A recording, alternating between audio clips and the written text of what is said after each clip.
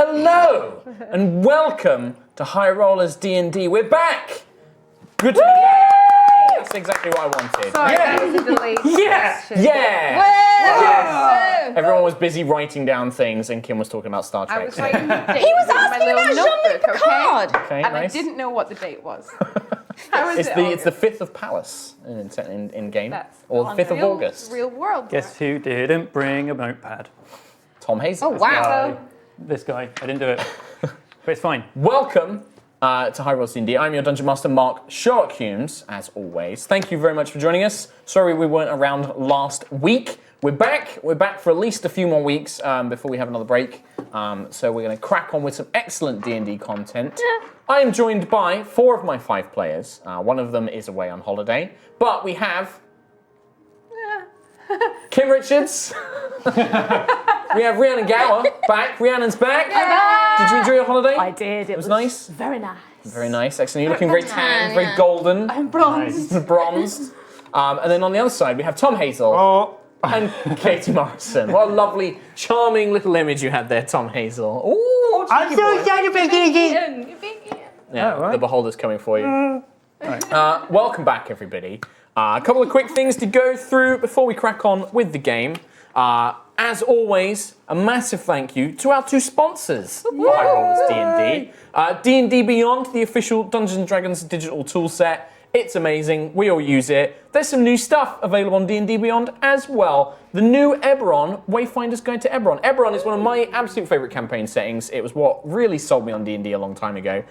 It is a world of super high fantasy where magic is basically technology. There's lightning trains and airships and corporations and all sorts of cool stuff. I even have a tattoo from it, so there you go.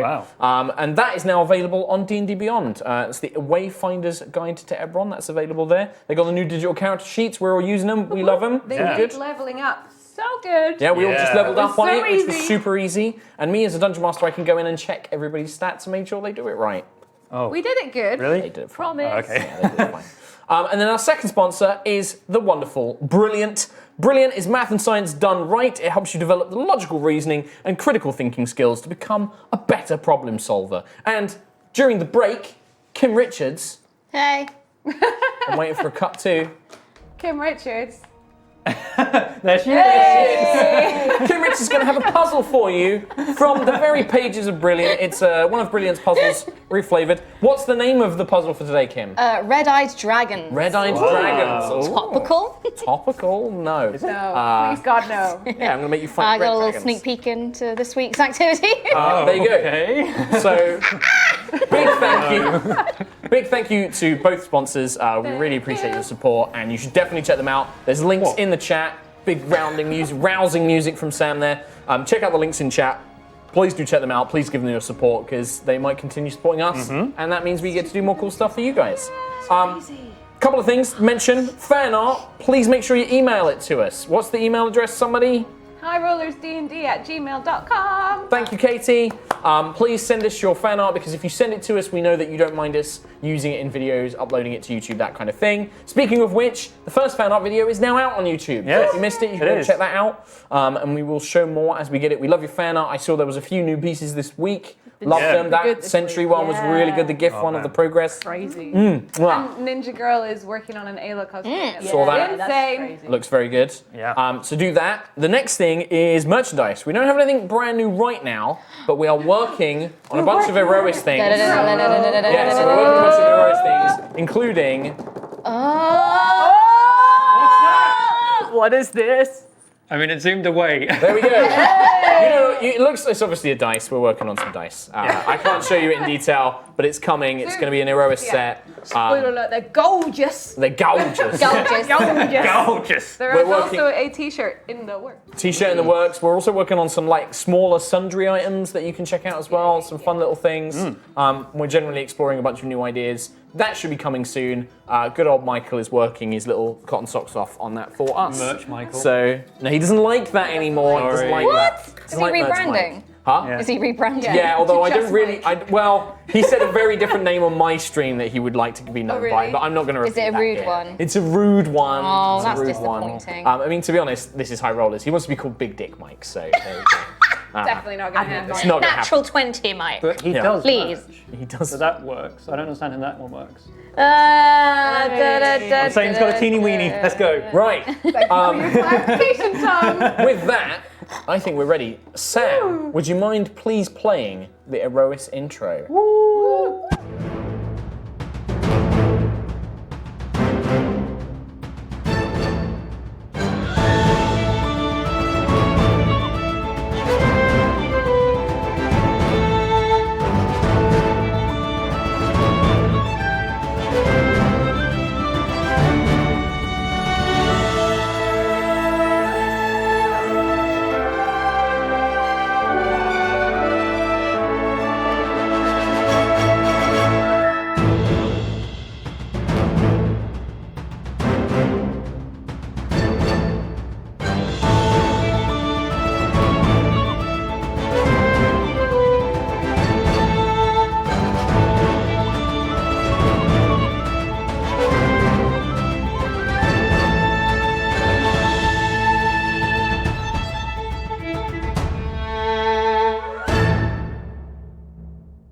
Kim was providing some wonderful sound effects there while we were waiting to jump back in. Welcome to High Rollers Dungeons and Dragons. A quick recap on what happened the last time we got together.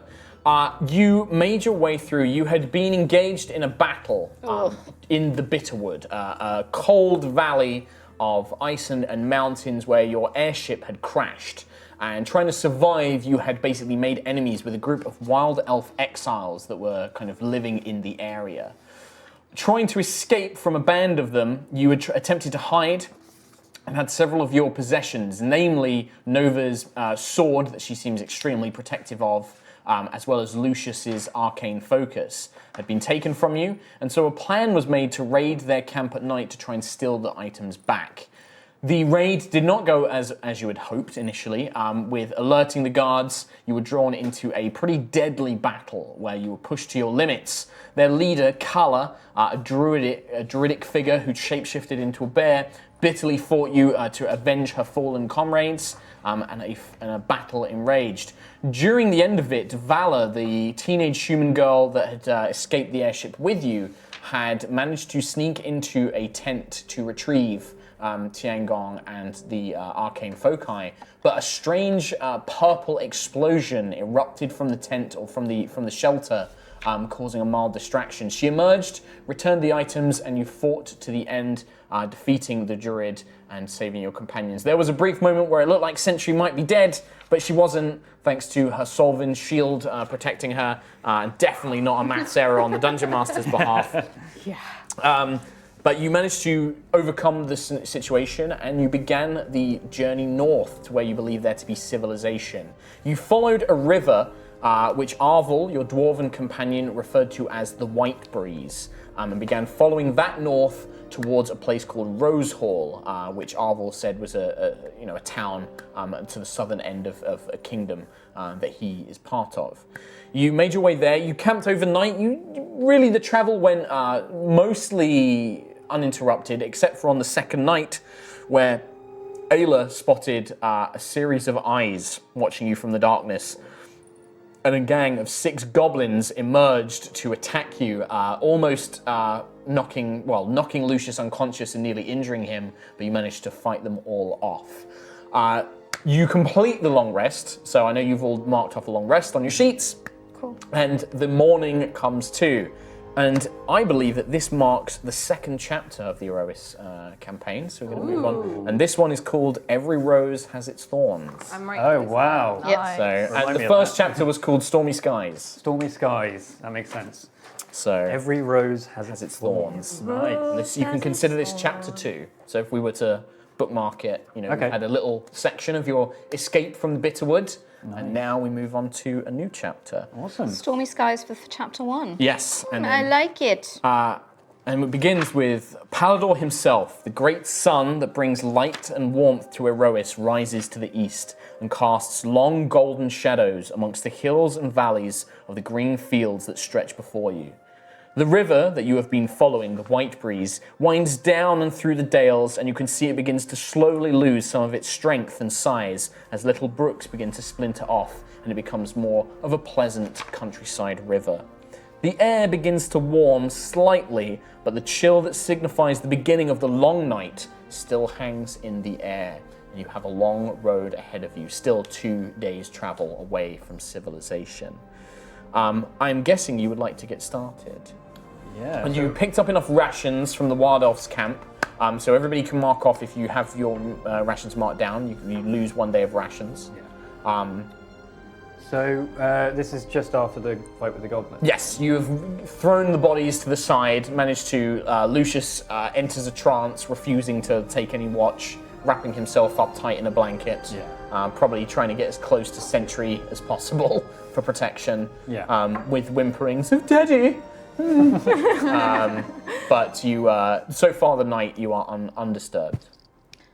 Can I Yes. have a proper look at the spear tip that I took from colour? Yeah, so you look at, basically, it is a black iron spearhead, quite large, much larger than you would anticipate from a regular spear, and it is strung up on leather thronging, so kind of like almost like leather kind of cord into a crude necklace.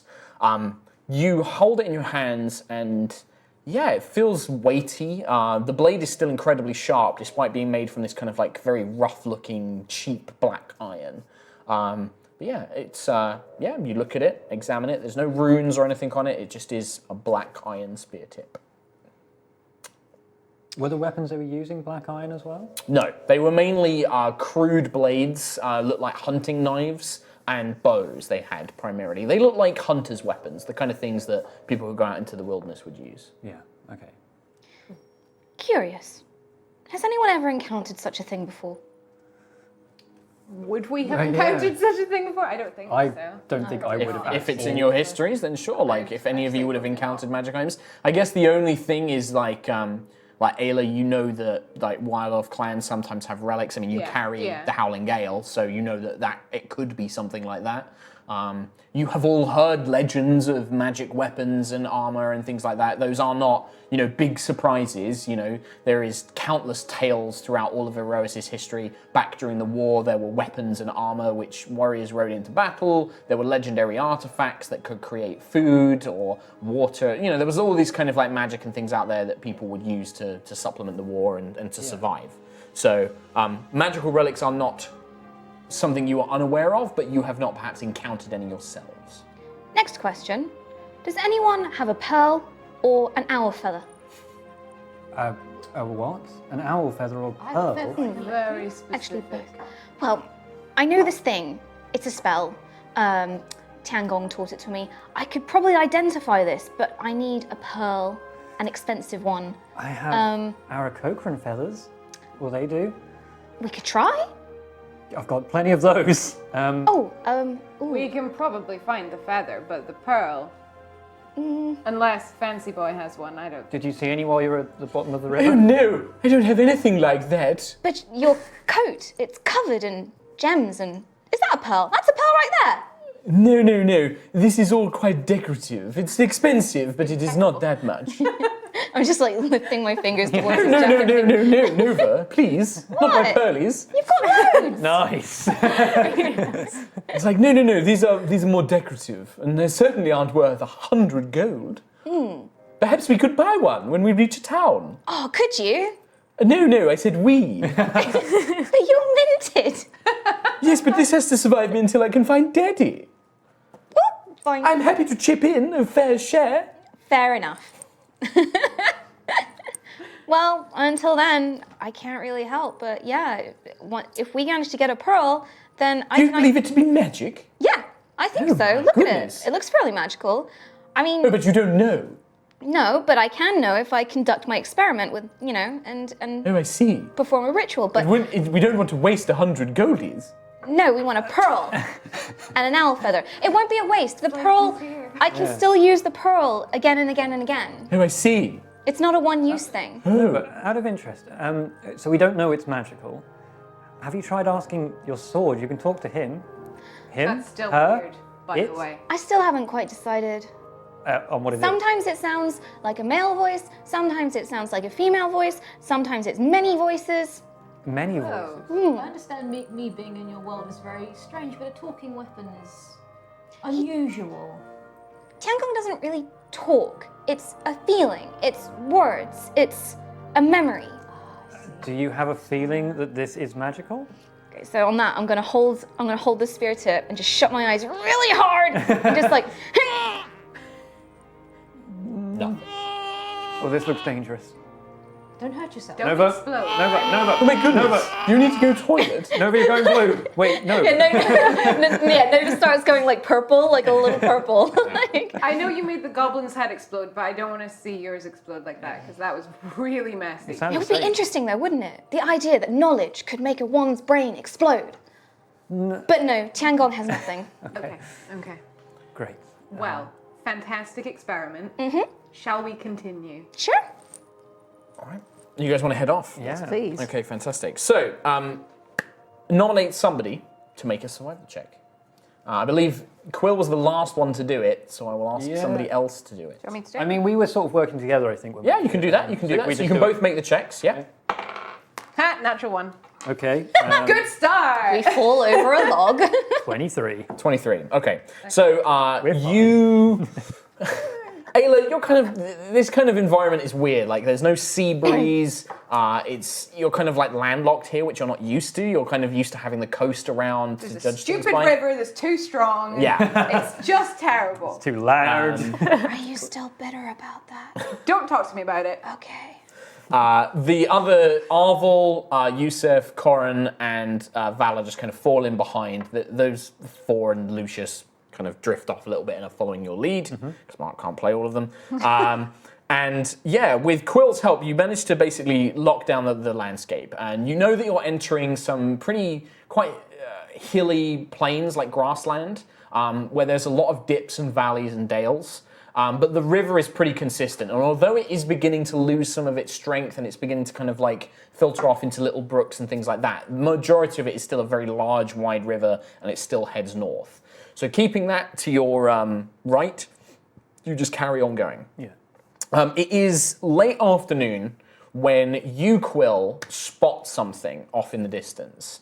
Perhaps like no more than sort of maybe like 25, 30 minutes walk away from the river. Like you kind of crest a large hill and you're looking down into a dale, and you can see that far off to the west, you can see a large chasm. It's probably about 3 miles wide. Whoa. And it has like the edges of it have like been broken up into very rocky, kind of sharp hill lands, whereas the most of it is like quite grass-covered hills, sloping, gentle kind of rises. This is very rocky and jagged, and this chasm just seems to plummet straight down, and it's about 3 miles wide. It's very large, Yeah. and it just seems to creep in, and you can see probably just poking up from quite deep into it, but you can see the tops of buildings, what look like old ruined town houses, just kind of poking up from somewhere deep in the chasm itself. Oh, so there's a buildings inside the. Yeah, it looks ruinous though. It looks like it's not lived in now. It looks like it's crashed into this large chasm.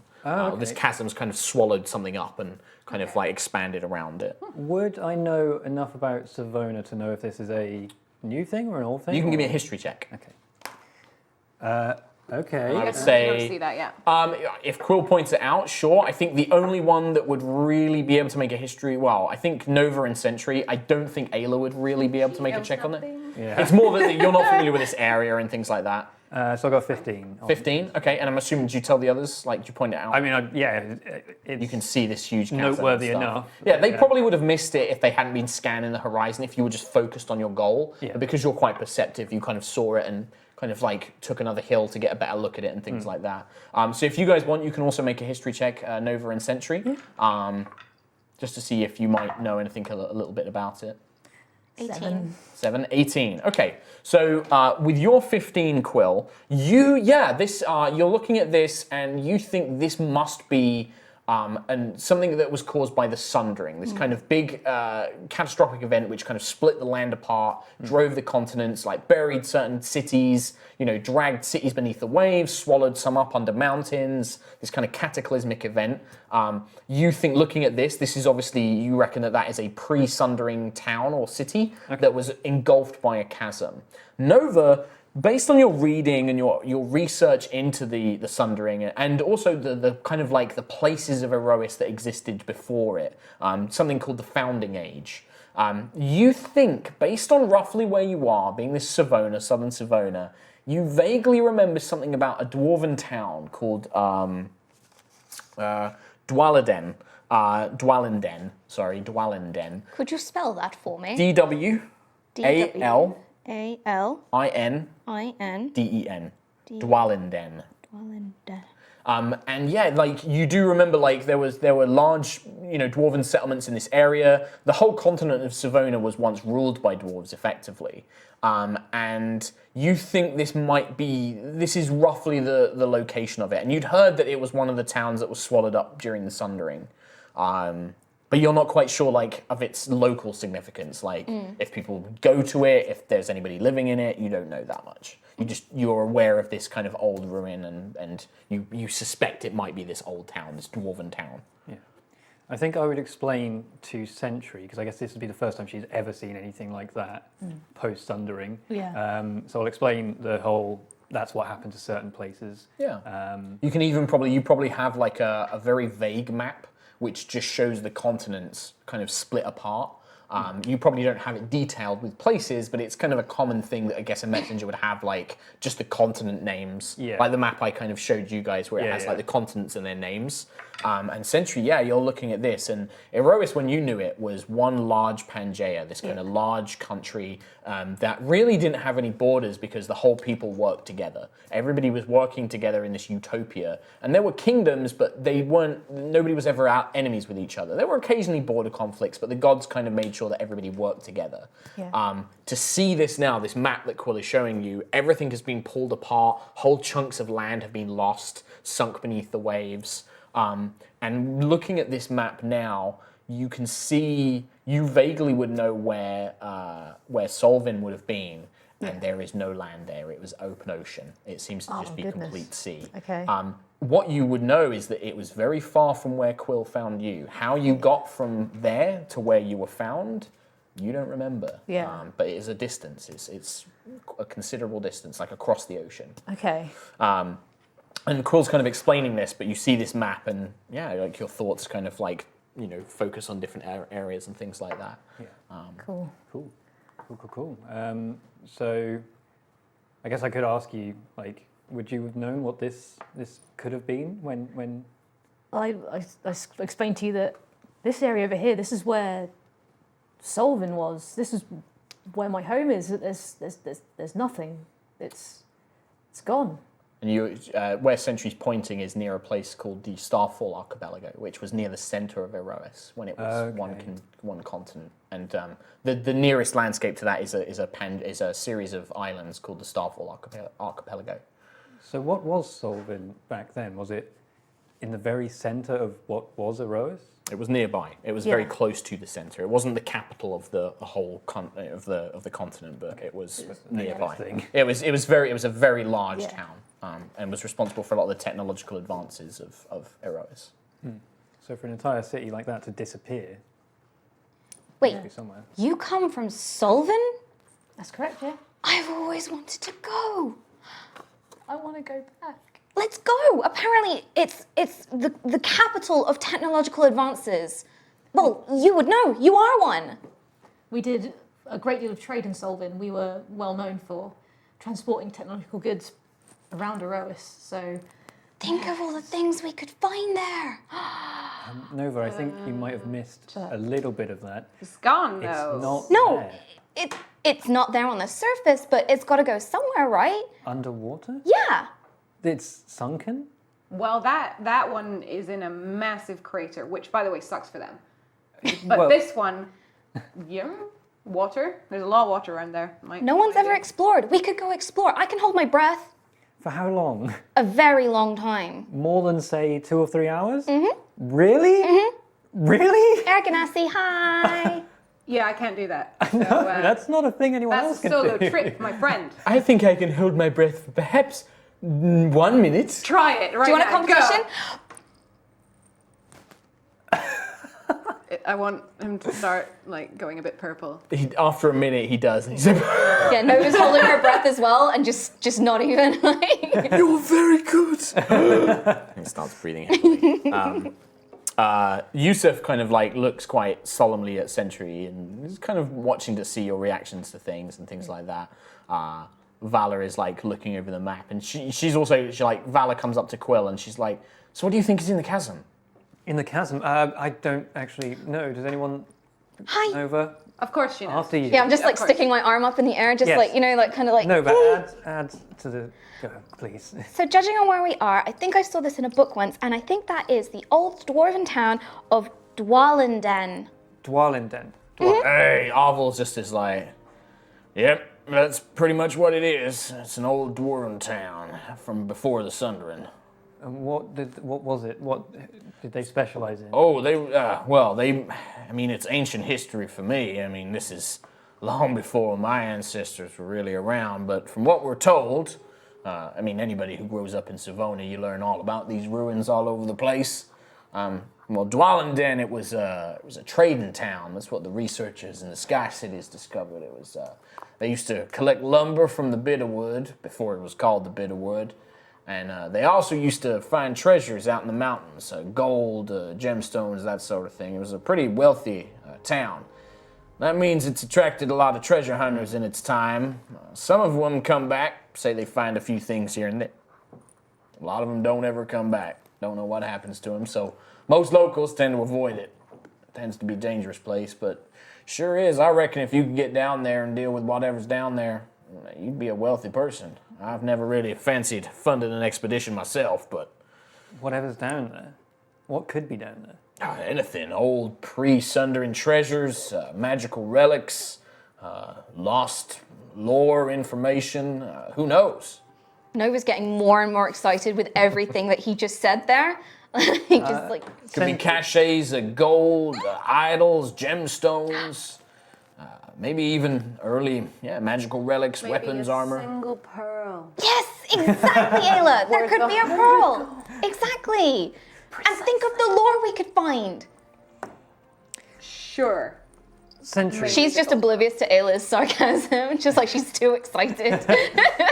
Sentry, do you know anything about Dwalin Den? Were they around when you were around? Would I have known?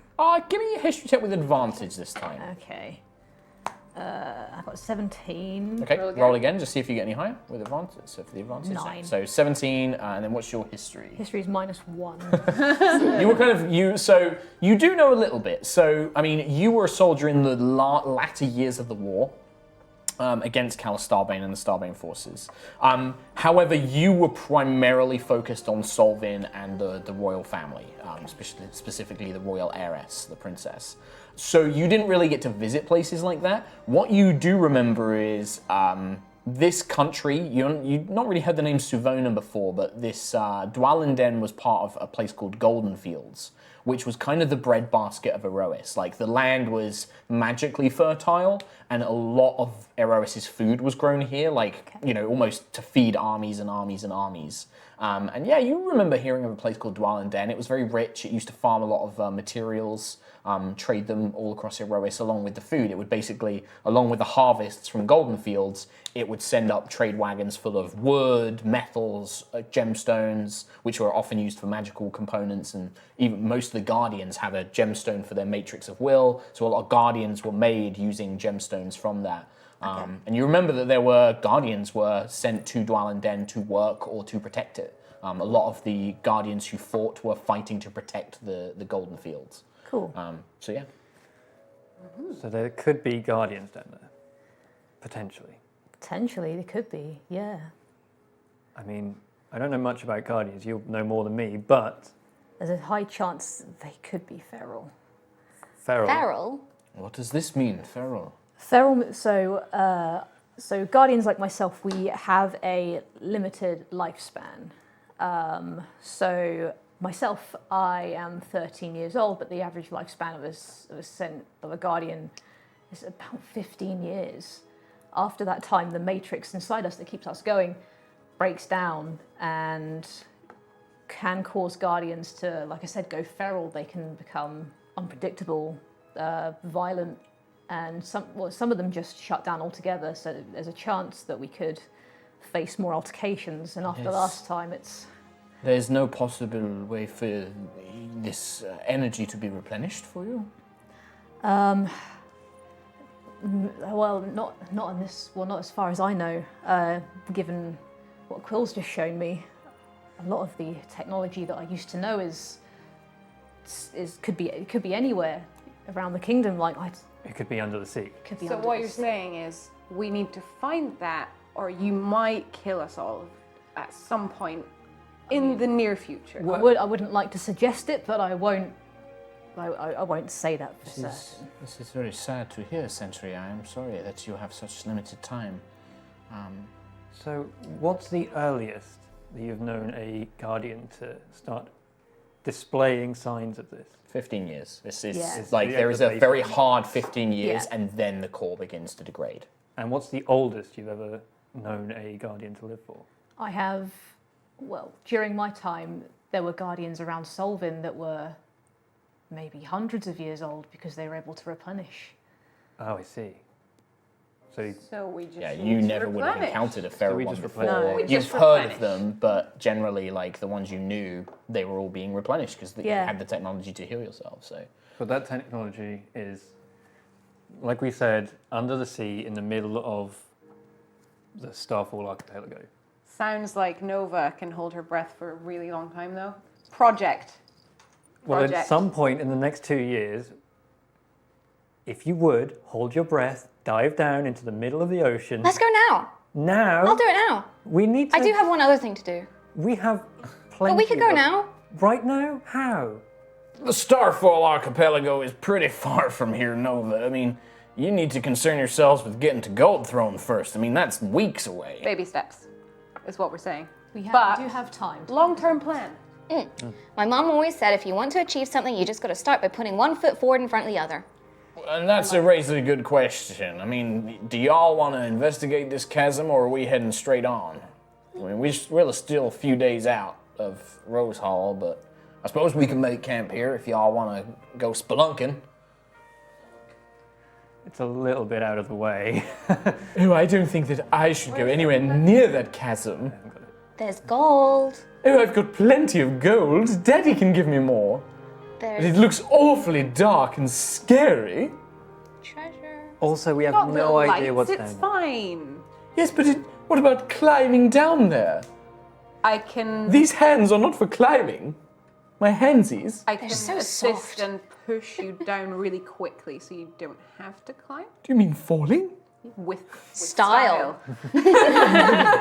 No, I don't think that that's a very good idea. I suppose I can come with you if you desperately need me. I don't think spelunking is the right idea. But we could find guardian stuff down there. Do we We see could. The direction that we're going? Do we see the other town that we're aiming for? No, I mean, Yeah, you're not still yet. like a day and a half away. Okay. Maybe you could, tell you what you probably could see is if you're at the top of like the tallest hill you can find and you kind of squint, you can see that the Whitebreeze, the river, does seem to reach a very large looking lake. And on the outskirts of that, you can maybe start to see like small like settlements and things like that. But it's about a day and a half away, so I'm not even sure you would be able to see that far. I mean, I see it just fine. It's like I'm there. Bird. Yeah. Bird vision. Yeah, I would say Quill probably is the only one who can. He's the one who can see that. Yeah. But it's you estimate you're about a day and a half travel away. Yeah, fine. I mean, okay. How about this for a compromise? I mark it on the map. We'll keep it in consideration if, for some reason, we want to become bounty hunters. No, bounty hunters is the wrong word. No, that's a bad word. That's a bad one. Treasure hunters. Yeah. If we want to become treasure hunters one day, if, then, Question, okay. Arvil. Are there people in the settlement that might be looking for someone for money to go to the chasm and do any jobs within it. Sure. You know, mercenary work. Oh. I'm just trying to get the best value here. No, I mean, Double money. quite honestly, Yes. if I didn't have my priorities changed from that crash, I'd be one of those people. I'd be more than happy to hire a bunch of other people to go into a dangerous place and get me a percentage of treasure on my behalf. But I'm sure you'll be able to find somebody. I mean, I don't know the people of Rose Hall particularly well. I've heard about it. I've done a few bits of light trading there in my time, but I'm almost certain that there will be some entrepreneurial business fella or businesswoman out there who'd be interested in hiring a bunch of freelancing treasure hunters to go digging up in some hole. I mean, most people around here will have heard of Dwalin Den, and, well, if they can get treasures out of there, they'll be pleased as punch. In that case, we could also find out more information about what we would potentially be up against. I don't want to go into it blind. Not You have one really, bit. really good eyesight, though. That's Oh, no, I mean, I say blind. I'll see it just fine, but I want to know what it is before I see it, before it sees me and eats me. Always be prepared. You sound just like Daddy. Except I'm here. What? Oh, yeah. I don't Yeah, understand. Daddy's not here. No, but he will be soon. Oh, one, yes, of course, yeah. How many days are left on his counter? I reset it, but then It's like 5.9 or something. But, then yeah, the but goblin. then he got Yes. attacked by the goblin, and technically, see, that's I didn't why you don't technically reset the die. parameters because he got knocked But down you would have again. died if Yeah. we weren't here. Well, yes, but isn't that part of the There's calculation? too many variables, to be honest, at this point. True. Anyway, Shall we So head shall we head to the town? to the town? A day and a half of travel. Fine. Agreed. okay. So you guys carry on. You follow the Whitebreeze and you continue traveling. The rest of the day goes by. You might occasionally see very small farms with things like sheep or cattle, just on the outskirts. But they're like one room, kind of like more like shepherds and things like that, rather than actual farms. You continue traveling and you settle down at the kind of like in a base of a small like valley. To rest for the evening. My first question is, who is on watch? Who's taking the watch? I can take first. First? Second? We need a third one. Oh, I guess, yeah, I could take the third. Okay, perfect. All right, so first watch, second watch, and third watch, I'd like you all to make perception checks for me, please. Please. Whilst I roll some percentile dice. Natural 20! Woo! Woo! Nice. First one. What does that mean? First one. 7. I think so. But I got a natural 1 earlier, so I feel like I've redeemed myself. Best watch ever. Okay, so your perception check was? 7. 7. 20. Natural 20. Natural 20. 23. 23. Yeah, nice. With a natural 20, you get the same as the Birdman. What did you roll out of instance? I rolled an 18. That's still pretty good. Okay, so during the night, you settle down, and a few things happen. Sentry, while you take the first watch, you eventually, nothing happens, you switch with Ayla, and you enter your kind of low-powered state to replenish your energy and to kind of recharge for the day. Guardians don't dream, but you do have the ability to cycle through old memories. And sometimes it happens without any intention to do so. Tonight, when you take a rest and you power down, your memory flickers back. It flickers back to a time in Solvin. You see the tall walls of the city before you, with the pennants fluttering in the wind. People come and go trading, and you can see many guardians helping them carry goods or patrolling the walls alongside their fellow soldiers, their humanized soldiers or dwarven soldiers. And people seem in good spirits. You think it might be a celebration day. And you find yourself in the royal chambers, sat along with several other humans and dwarves, all wearing the same royal guard armor that you yourself currently wear. And a series, on a long table, shields and weapons have been laid out, and each shield bears the symbol of the Solvin royal family. A large man, and his face is somewhat obscured for some reason, almost like a hazy memory that you can't quite remember his details. But he marches before you all, and you remember him going down the line. He shakes each soldier's hand, says a few brief words, and then hands them a shield, and they take a preferred weapon of their choice, and they are led out onto the marching field. You are at the end of the line, and when he approaches you, you see a beaming smile and a kind of dark eyes and dark hair, but a name doesn't quite come to your memory. He stands proud. Sentry, you have been gifted to the royal family as one of the greatest guardians that has ever been produced. It is with a great honor that we accept you into our ranks. You are to be given a special assignment. Guardians, you do not have the same failings as us flesh and blood guards. You rarely need sleep. You don't need to eat or drink, but you can do so if you wish. Makes you perfect for testing for poisons. You are relentless. You pursue things with a great ambition, and that I admire greatly. We would like you to protect our greatest asset, the heiress herself, the princess. She will be a fine leader one day, but we must ensure that in these times of war that she is well protected. We would like you to be her personal guardian. You will care for her, you will care for her needs, protect her if you must. Do you accept this? Yeah. Then please stand forward, and I would like you to recite the Oath of Solving before us all today. Cool. And he holds the shield ready to provide it to you. Okay. Wait, what? Ooh! Whoa! Oath. Defend the joy, shine bright. Protect the pure in the name of light. Night will fade in the glow of day. My axe and shield will never sway. He hands you the shield, and you remember holding it for the first time, and there is a pulse in your core, this kind of feeling that something important has happened. And yeah, that's it. So you remember that. That's your Oath of the Ancients now, so that is fully yours. Yes! Please. Nova, whilst you are sleeping, you hear fragments of a voice. It flits between genders, and sometimes it is many voices, sometimes it is just a feeling. Tiangong pulses in your mind. You feel it as a vibration through your body. You see an image, a memory of your own. Purple light exploding out of a shelter in the woods as a young girl emerges with a sword in hand. There is a strange sensation from Tiangong. Fear. It is afraid of something, of what you don't know, but it also feels stronger. It tells you in a strange, unspoken manner that there is more power to it to be unlocked. And as you begin to think on this, strange thoughts, alien thoughts enter your mind, there is magical incantations that you know, that you didn't know before. Spells, new spells that you can use. And all that Tiangong seems to desire in return is protection. You begin to feel these pulse through your mind. Ayla, you wake up. Sentry swaps places with you for the guard, and you begin sitting down.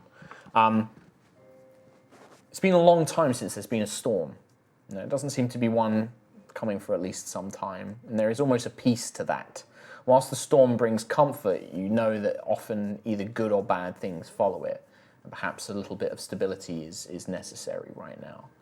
The dark night, you can see the stars all above, bright and gleaming, kind of a silk blanket over the world of night and light sparkling away, and the glowing rainbow-coloured cradle just casting dim light down below. It's when you begin to hear something out in the dales, kind of shuffling, howling, but not like a wolf, more like a baying of a hound. You'd heard these sounds before, hunting dogs you've heard, but this sounds otherworldly, eerie almost. And then a horrid smell begins to waft up from a nearby crest of the vale, a smell of rot and death and decay. What would you like to do? Just like kind of nudge these guys a little bit, like quietly though, Okay. so that they wake So, up. are you just waking up Quill and Primarily Sentry? Sentry. Okay. So Sentry, like, as you kind of like have this memory, you feel yourself being jostled, and you suddenly become aware that Ayla is trying to wake you up. You wake up and see it. Anybody else? You've got one other. You can probably wake up one other person at the same time. You can get Quill or Nova up. Or Lucius, if you really want. Nova. Okay, so Nova, again, you kind of feel this kind of like sensation of being protected, and then you feel yourself being jostled awake. Quill, you're sleeping soundly. Can I look and see if I see anything? Sure, give me a perception check for now. If you're not moving from where you are, Natural one. you're like, you have the, you know it's like, you can't even, you're not even sure the direction because you're kind of in the basin of this valley, but from somewhere, you've got this horrid smell and you heard this baying. You heard this hound-like bay. And it sounded like maybe there was more than one. Okay. But you're not quite sure where from, you're not sure where to look. The darkness, even with your low light vision, you can't really see any shapes or anything like that. Okay. Nova and Sentry, when you wake up, yeah, like you're just looking at Ayla, you haven't seen or heard anything yet, so you don't know what there is out there. The rest of the others are all sleeping. Oh, what is that smell? Do you hear that? It's like a dog. You can make perception checks. Yep. 19. Okay. 6. 6. Nova, you're like, what? Like you're still thinking on the memories and these like, you're like, oh, new magic. Yeah. Sentry, yeah, you strain. You don't hear a baying, but up on the right-hand side, like up this kind of like, maybe like 30, 40 feet embankment up onto this part of this valley, you hear paws scrabbling through dirt, and you hear just heavy breathing, like, and you can hear it up on the left side, perhaps no more than 40, 50 feet away. Okay. And then you begin to hear like something turning in the direction of where your camp is, almost like sniffing the air. You can hear it shuffling around. We might be in trouble. Nudge bird. Quill, Is it time for my watch? Lucius. It's for the best that he stays that way. Sure. No, we should wake him up, shouldn't we? I'll wake him up, but I'll put my hand over his mouth before I do it because I know that he's probably going to ruin everything. So you put his hand over his mouth and you wake him up. Daddy, and he like looks up at you. What? It's not more goblins, is it? Maybe. Does it sound like an animal? Yes. I think I can speak with them now. Fire Bear went really well. I No, believe you. that was an illusion. But I feel different. I think if I try, I could maybe speak with them. I know what it is, but I'm not going to. No, I know you won't. But I was like, I'm going to put this here. Okay, you can see that. That's interesting. So yeah. Sounds really pleasant. So as you're kind of whispering, you see two shapes loom at the top of this valley, looking down upon your little band of awoken heroes. They are hounds. They appear to be they're black-furred, but they're covered in sores and pustules. And a thick green, almost glowing ichor kind of drools out of their large mouths. They look like mastiffs or like Rottweilers, but to an enormous size, like large beasts. Their paws are crawling with like worms, and bugs seem to be inside their skin, and these dead black eyes just kind of look down at the four of you, and then just that's going to be initiative, please, Probably don't everybody. have 10 minutes, do I? I don't think Certainly don't have 10 minutes. I'm rolling terribly tonight. That one. That's a 2. I'm on 5. Ayla, Will, Nova, Look up my Lucius. aura stuff. Aura. The dog's from Yeah, earlier, like but not aura. as fluffy. And then I don't think you want to talk to these ones. dog 2. For some reason. And then bloody Lucius. Bloody Lucius. Right, Ayla, 5. Quill, 9. Nova, 21. Sentry. 2?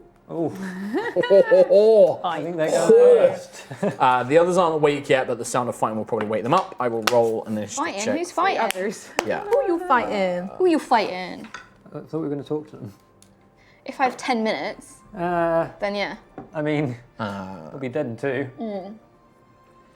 They're just pussy wolves. We can speak to Don't one say of that. them each. Wow, Arthil there with a whopping 6. Still quicker than Ayla, though. Nova, you see these 2 dogs at the top of the thing, and they look down on you with these dead eyes. You can see their bodies just crawling with death and decay. Ooh! Ow! They're doing a heckin' awoo. How far away are they? They are about 50 feet, I will say. Them dogs be heckin' smelly. I definitely don't have time to do a little speak with animals, do I? But not as a ritual, no. That's 10 minutes. You can try. Just have 10 minutes, please. Wait. What would you like to do? Can I? So I'm just gonna be like, that's probably bad, isn't it? Really bad, and I would like to Eldritch blast their little faces. Okay. Thank you. Were you going to go for the one on the left or one on the right? Left. Okay. Good choice. 24. 24 hits. Yeah, the Eldritch Blast, this purple beam, shoots out of your hand as you hold onto your Tiangong, colliding with the dog's kind of like muscular, dark furred form. 4. 4 points. It hits it, but the dog just doesn't even flinch. It just kind of like looks down at you with these just dead eyes. Yeah. And it charges towards Oh, you. I'm just gonna, as I see it kind of look at me, I'm gonna be like, oh, that's probably bad. That's really bad. Would you like to move or bonus action Can before I take my turn? Do I want to do a little Hexblade Curse? If you did a Hexblade Curse first, I would have had to have done the That would have quit. Hexblade Curse first, wouldn't I? You don't have to, but you just won't gain the benefits of Yeah. it. Like, you'll gain the benefits on it from now on, but... Yeah, I'll place Hexblade Curse on Okay. it. And can I, like, move away? Okay, so you're going to move away from it. Yeah. Okay, so it will still charge towards you, but it's going to have to take its action to dash up to you. So it doesn't get an attack, but it's right in your face. Oh, And as it gets you, it stinks awfully. It smells like rotten death. It just smells like decaying flesh, like unearthed grave. It smells horrid. Does it smell like durian? Yes. The other one is going to rush up towards Ayla, and it actually crosses the 50 feet in an instant. It just bounds toward her. If Nova hadn't moved away, it would have gotten to Nova as well. But Wow, this one okay. just bounds up to Ayla and begins biting with this Icarus green, disease-ridden goo all around its mouth. Ayla, does a 22 hit you? Does it? Does it, Mark? However, a 7 will not hit you, I'm guessing. No. Okay, so the first attack hits. Oh, You're going to take good. 8 points of piercing damage. Okay. I need you to make a Constitution saving throw, Oh please. no, not this. Natural 1. Okay, you are currently poisoned. As this creature bites in, you feel something, your blood, like as it bites in, it actually gets into your blood, and this green ichor smears across the wound, and you suddenly feel cold, shivery, like a fever has taken you in on almost an instant. So while you are poisoned, you have disadvantage on attack rolls, I'm afraid, and ability checks. Wow. However, its Wow. second attack missed. So that's the left one. That's Nova's Good. turn. Good.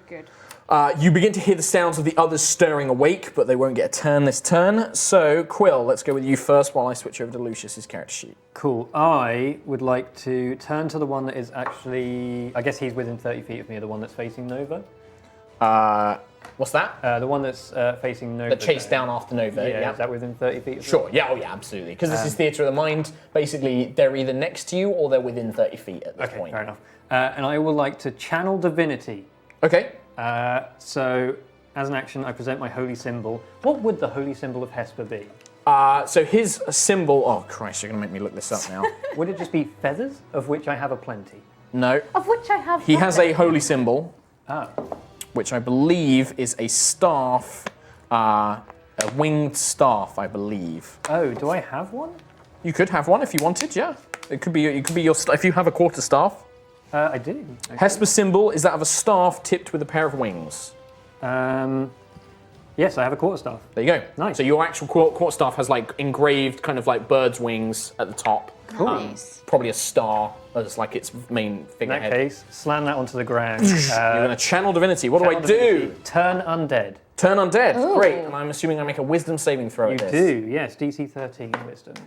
Okay, the first one passes. Oh, it does it to both. Second one, I believe it is all creatures within Each a range. undead. Yeah. Unfortunately, that was a 19 on the first one and a natural 20 on the second one. So you slam this down, and you're like, what do you say? Do you say anything, or do you just slam it down and let the radiant light burst Radiant out? light burst out towards the both. You watch as they kind of shudder for a moment, but you feel that the pulse of light kind of wavers and is weakened. Almost like your full faith wasn't behind it, like this kind of commitment wasn't there. Oh, okay. And the energy kind of washes over them, but they kind of like, one of them snaps up and does look at you, but like turns its attention back to Ayla, and the other one looks at Nova. Does it look like it actually works? It looked like it could have worked, but worked, okay. the magic which keeps these things risen Yeah. is holding them together better. Okay, so they are undead. Yes, obviously, then. you, from the reaction to it, they are definitely undead creatures. Nice. Okay, fair enough. And channel divinity. That's as an action. I don't really have much by way of a bonus. I can cast a healing word on Ayla, Ayla. first level or second? I will do it. How much damage did you take? 8. 8. Still worried. I'll do it at first level, and it's a D4. D4 plus wisdom. 5. Okay, so you get 5 hit points back. Lucius, Thanks, buddy. oh no, what horrible doggies! He pulls out his diamond. He's like, spins it around and launches a bolt of cold using chromatic orb. A bolt of ice. Bolt of ice, which bolt. hits. Nice. That's And nice. nice. He'll go for the one that bit Ayla as well. I believe this is 3D. Feeling a bit sick, guys. So you watch as this cold blast encapsulates one of the dogs, and then he looks over at Nova, Lucius that is, and with his blue eye begins to glow. He reaches out a hand, and part of your coat, like some of the colour, kind of pulls out of it. It stays blue, but like some of the blue pulls out of it, and he launches a blast of ice at the other one as well. Whoa, that's so cool! So that's going to be 11, 16 points of damage to the one that was fighting Ayla. And then that's going to be, I believe, 6 points of damage to the other one as his dichromancy. He pulls off some of the other ice and How much? stretches out 6. Oh, I thought you said 16. Yeah, no, he did. Well, he did 16 to the first one. It was Okay. like, yeah, it's his Yeah. chromatic orb. Oof. He's doing better now that he's not. Yeah, now that Here. it's me rolling it. Yeah, exactly. The dog turns around, like, you can see half of its flank is covered in ice, and it, like, snaps its head round to Lucius, and he's like, oh, Sentry! And he, like, uses movement action to move behind Sentry. Vala and Arvel both wake up, and you can see Arvel, like, Evangeline! And he's, like, loading up Evangeline. Vala pulls out one of her knives and is, like, hiding behind Yusuf. Sentry. No, Ayla, sorry, Ayla first. You're last. Okay. I would like to rage. Okay. Hella stormy now. So you kind of like, Storm. as this thing bites into you and you feel this sickness wash over you, you just kind of, you watch, and Ayla's eyes almost turn pure white, and storm lightning begins to crackle up and down her arms. Cool. The clouds overhead begin to swirl into dark, stormy clouds as this begins to strike, and you feel yourself empowered. Oh, she fierce. I would like to hit it with my hammer. You're going to reckless? Nope. Wish I did. You have disadvantage, don't forget, because you are poisoned. Add it up. You don't know. These guys might have low AC. 10. 10? No, not enough, No. sadly. So you bring the hammer down, but this sickness is still there, even through your rage. Your swing goes wide. But as a bonus, because of my aura, they can make a dexterity saving throw. I don't guessing know what the one my that's DC fighting is you? for that. It will be 8, it will be 10 plus your... I don't know what stack. Let's use That's all. I don't know. Constitution for now. We'll look it up. So 10 plus con. Yeah. So 12. 12. Okay. It passed, but I believe it still takes... So it takes half damage. It takes 1 damage. Lightning. Basically, so there's like a bolt of lightning as you go to strike it, like a small like bolt blasts into its hide as you swing and miss. It's like static. Sentry. Cool. I would like to smash the one that's got the ice on it. Okay. Yeah, my this is the one axe. fighting Ayla, and it looks pretty badly hurt. Yeah, Okay. and then I want a bonus action and snaring strike the other one. Okay. So how does ensnaring strike work? So ensnaring strike, the next time, is it that one? Is this your channel divinity, or because the ensnaring strike is you no, this is cast the on the wrong one. weapon, And then channel divinity is you present your symbol. But I believe it's an action to do that. The ensnaring strike, which is this the one? That's the spell. The spell that, like, the vine one, yes. Yeah. Yes, this is a So it's a bonus one action bonus to cast. action to cast. And then next. And then it's normally the next time you And the hit next a time I creature. hit it, yeah. So it'd be the one you hit with a melee attack. So you Yeah. couldn't target the other one with it, for Okay. example. Yeah. I like cool. that one. Okay. Yeah. So you cast that on your axe, and Yeah. then you're going to swing for And the I'll one fighting swing Ayla. it. Yeah. Okay, perfect. Make an attack roll. Awesome. So, Where am D20 plus your D20 battle axe bonus. is is it that one? Yeah, battle axe. It's the attack bonus. It should be in your combat, I think. Actions. Not actions, yeah. Battle axe plus 1d8 plus 3. So that's the damage, but it's the +5 for the bonus. Plus Sorry, 5. first. So D20 plus your attack bonus first. Nat That's 20, natural 20. 25. God. So natural 20, you double the dice. So if the damage was what? 1d8 plus... 1d8 plus 3. So you roll the d8, you double it, and then you +3. Oh, crikey. So 16, Wow. 19. No way, is that perfect That was damage perfect again? Damage! You're a fucking beast, you He's are. a high roller. So you bring the battle axe and you enchant it with this kind of like spectral vines. They don't even have a chance to go off because as soon as you hit this thing, you target it where the ice has covered it. Yeah. You target it at such a point where it splits the dog in half. As it dies, it releases this horrid gas that flies up into the air and it stinks, but like the body just kind of crumbles and it almost like instantly decomposes and it just begins to melt and rot away. But it just kind of falls to the ground, completely dead. The other one is going to attempt to bite Nova because it hadn't taken a hit's turn yet. So first attack against Nova. The one that just died, was that the one with the Fight curse on Ayla. it? No, you curse the one this one. fighting you. It's this one. So 12 to hit you, Nova. Does that not me? hit. Okay, second attack is only a 8 to hit you. So it kind of it's trying to bite you, and you can see like Ayla kind of swooning. So you're desperately trying to use Tiangong to keep it at bay, and it manages to avoid it for now. And then we jump to Nova. Your turn. Please, can I attack with Tiangong? So you're gonna melee attack, yeah? Or I might use Toll. Yes, because it's alone now. Is it damaged, that It's one? not damaged. That one's not damaged. It's not damaged. Okay. Oh no, it is. Yeah, because Lucius, 'cause Lucius injured attacked it. it. Yeah. Toll the Dead. Yeah, okay, I would like to attack with Toll the Dead. Okay. So could you make a wisdom saving That is a throw, failure. please? That is a 9. And it's a D12, which is The big that round one. Okay. 11 11 of points. damage. So you kind of wait, and you, like having seen Quill use this magic to kind of like, and you can see it react like this kind of purge the undead. You kind of focus on Tiangong and you ring him like a bell, and this kind of like ding, ding, rings out across the dale, and it echoes across the kind of like misty, like low hanging hills. Low rolling hills, and you watch as this creature's form, like parts of it begin to slough off and decay as if it was dying, and it just kind of like, it just kind of rolls around for a second. Quick question, sorry. It says add proficiency bonus to damage rolls. So would have been an extra 2 to that? Yeah, that would add So that's that. 13, sorry.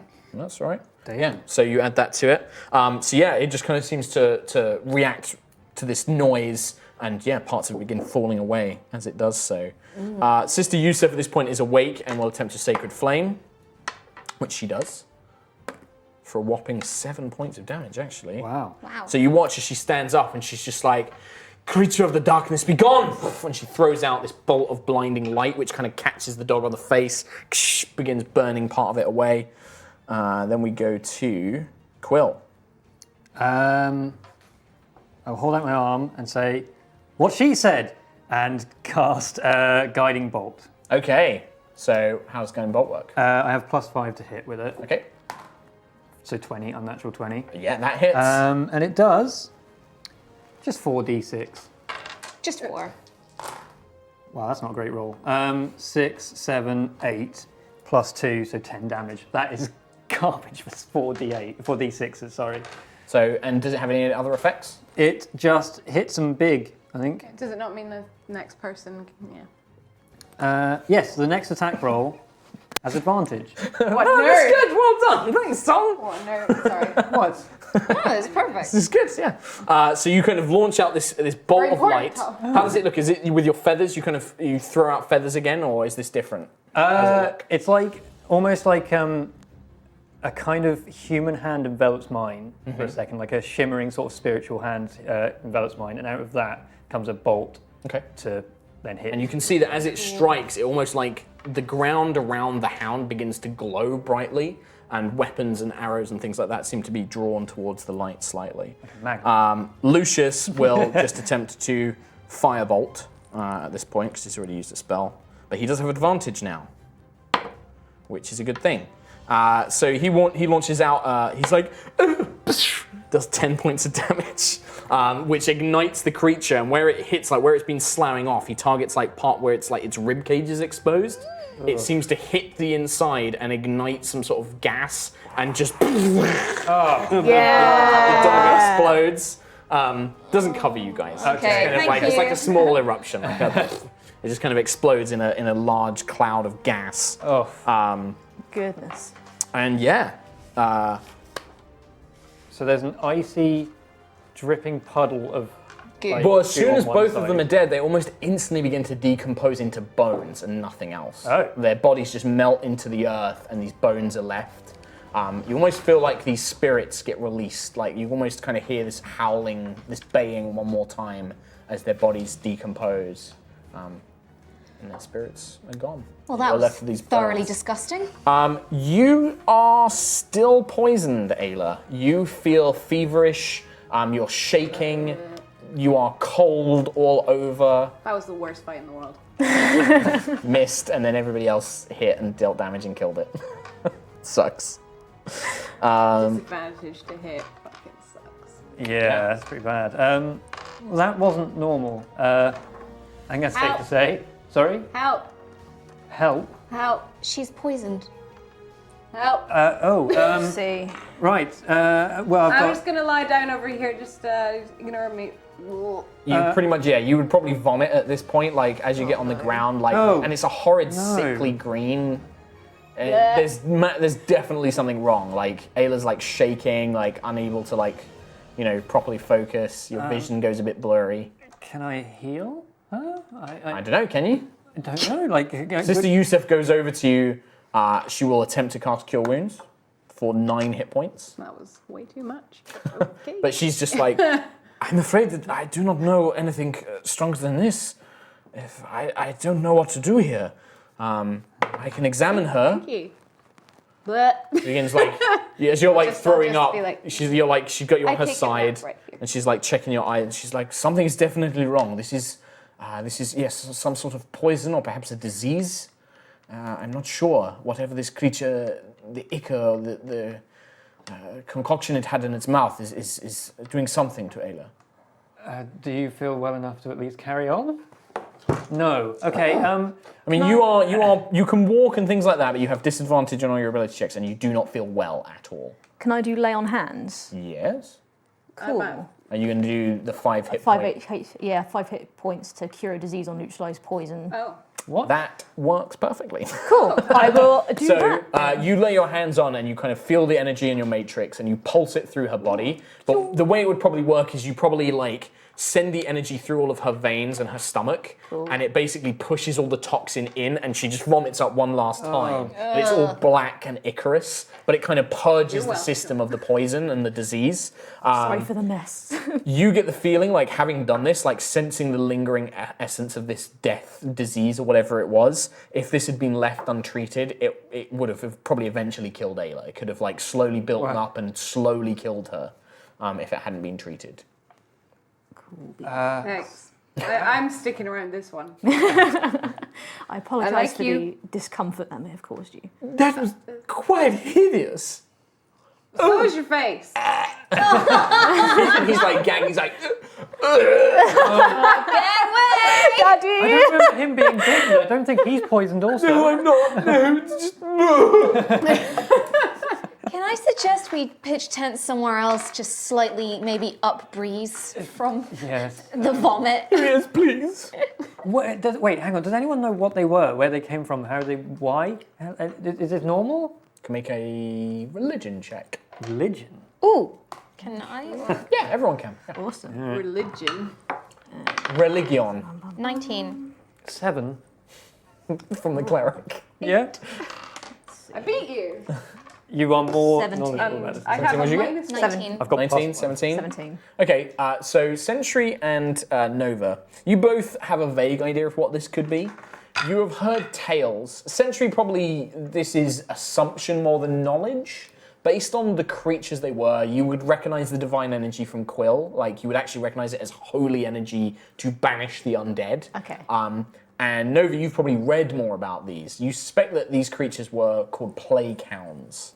And they are normally undead spirits of dogs of war that died and their bodies were kind of left to rot. And sometimes they can be, sometimes the spirits can linger and cause them to become these kind of agents of... How you drew a little sad face underneath that. I've got a little sad face on mine as well. I don't like sad dogs. they normally died away from their masters or were killed by enemy combatants in horrible ways. And they're normally left in They're battlefields. super dead now. They're super dead. You suspect they're that killing them free. has Double released their dead. spirits, yeah. Back with their own. But they're often found in areas where there may have been fighting or battles like long ago, and they're sometimes known as black hounds. People see them on roads, and they're kind of like a folklore that people avoid. They're also often, if there's like a disease that runs through a town, they're often attributed to being the cause. Like diseases spread around them very easily. Yeah. Okay. Well. Aw. Yeah, so when Quill's like, does anyone know? I'm just going to really slowly hold my hand up again. Yes, Nova. I mean, do tell me if this is annoying. But, yeah, those are plague hounds. They're dogs of war that died. That probably means there was a battle around here somewhere. When? What, recently? I don't know. They look pretty decayed, so... You imagine they probably would have died during the war with Callus. There's not really been major battles since then, but they could have been like from raids from the Wild Elves or things like that as well. But yeah. Do we know if there could be more of them? Possibly, if there was a battleground around here. I mean, you'd know by the smell. Smells pretty bad. Yeah, no, I think that might be Ayla And Lucius. and Lucius. The sick, not you. Thank you. You were throwing up a lot. Uh-huh. It smells bad. I remember. Okay, good. I think we should maybe try somewhere else. Did we hear other ones? No. We didn't hear any more. Seems that it was just these two. You just happened to maybe catch upon, like you rested near where their resting grounds were or something Okay. like that. Attracted them. So has this interrupted the long rest at night? You can finish the long rest easily I see, enough. okay. Like, In good... although any spell slots spent are spent, Yeah. so Yeah. you get your hit points back. I mean, none of you were really missing hit points, but you just won't gain any more spell slots back. Okay. Apart from those of you who get them on short rests, I'll give you those back. Okay, So. cool. In good news, it means that we kind of freed their spirits. I'm so happy for them. Well, good, because they found rest now. Nova girl, you really got to learn sarcasm at some point. It's better this way. It's better this way. You're probably right. My professor did always say that. Well, if we're gonna move on, let's get somewhere a bit safer and finish off. Let's get a nice breakfast or something going. Definitely safer. I You don't- manage breakfast? Sure. Great. Cool. Always.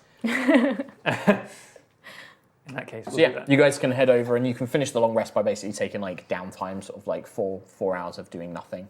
Okay. In which point I imagine you do things like have food, so you can mark off a ration. The river here has basically, you had 5 days, I think. Nova split out, gave everyone 5 days So, rations. I did not. So we should have So you'd have 3 left. 3 left. 3. Yeah. Yeah.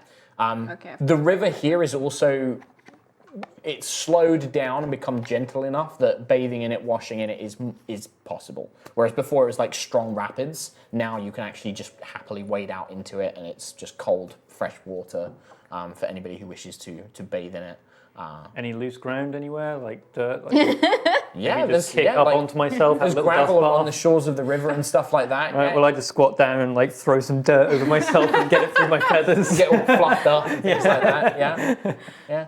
That's my form of Not all bath, I birds, suppose. but some birds do bath in water. You know that, right? Like, Not you're not a Aarakocra. chinchilla.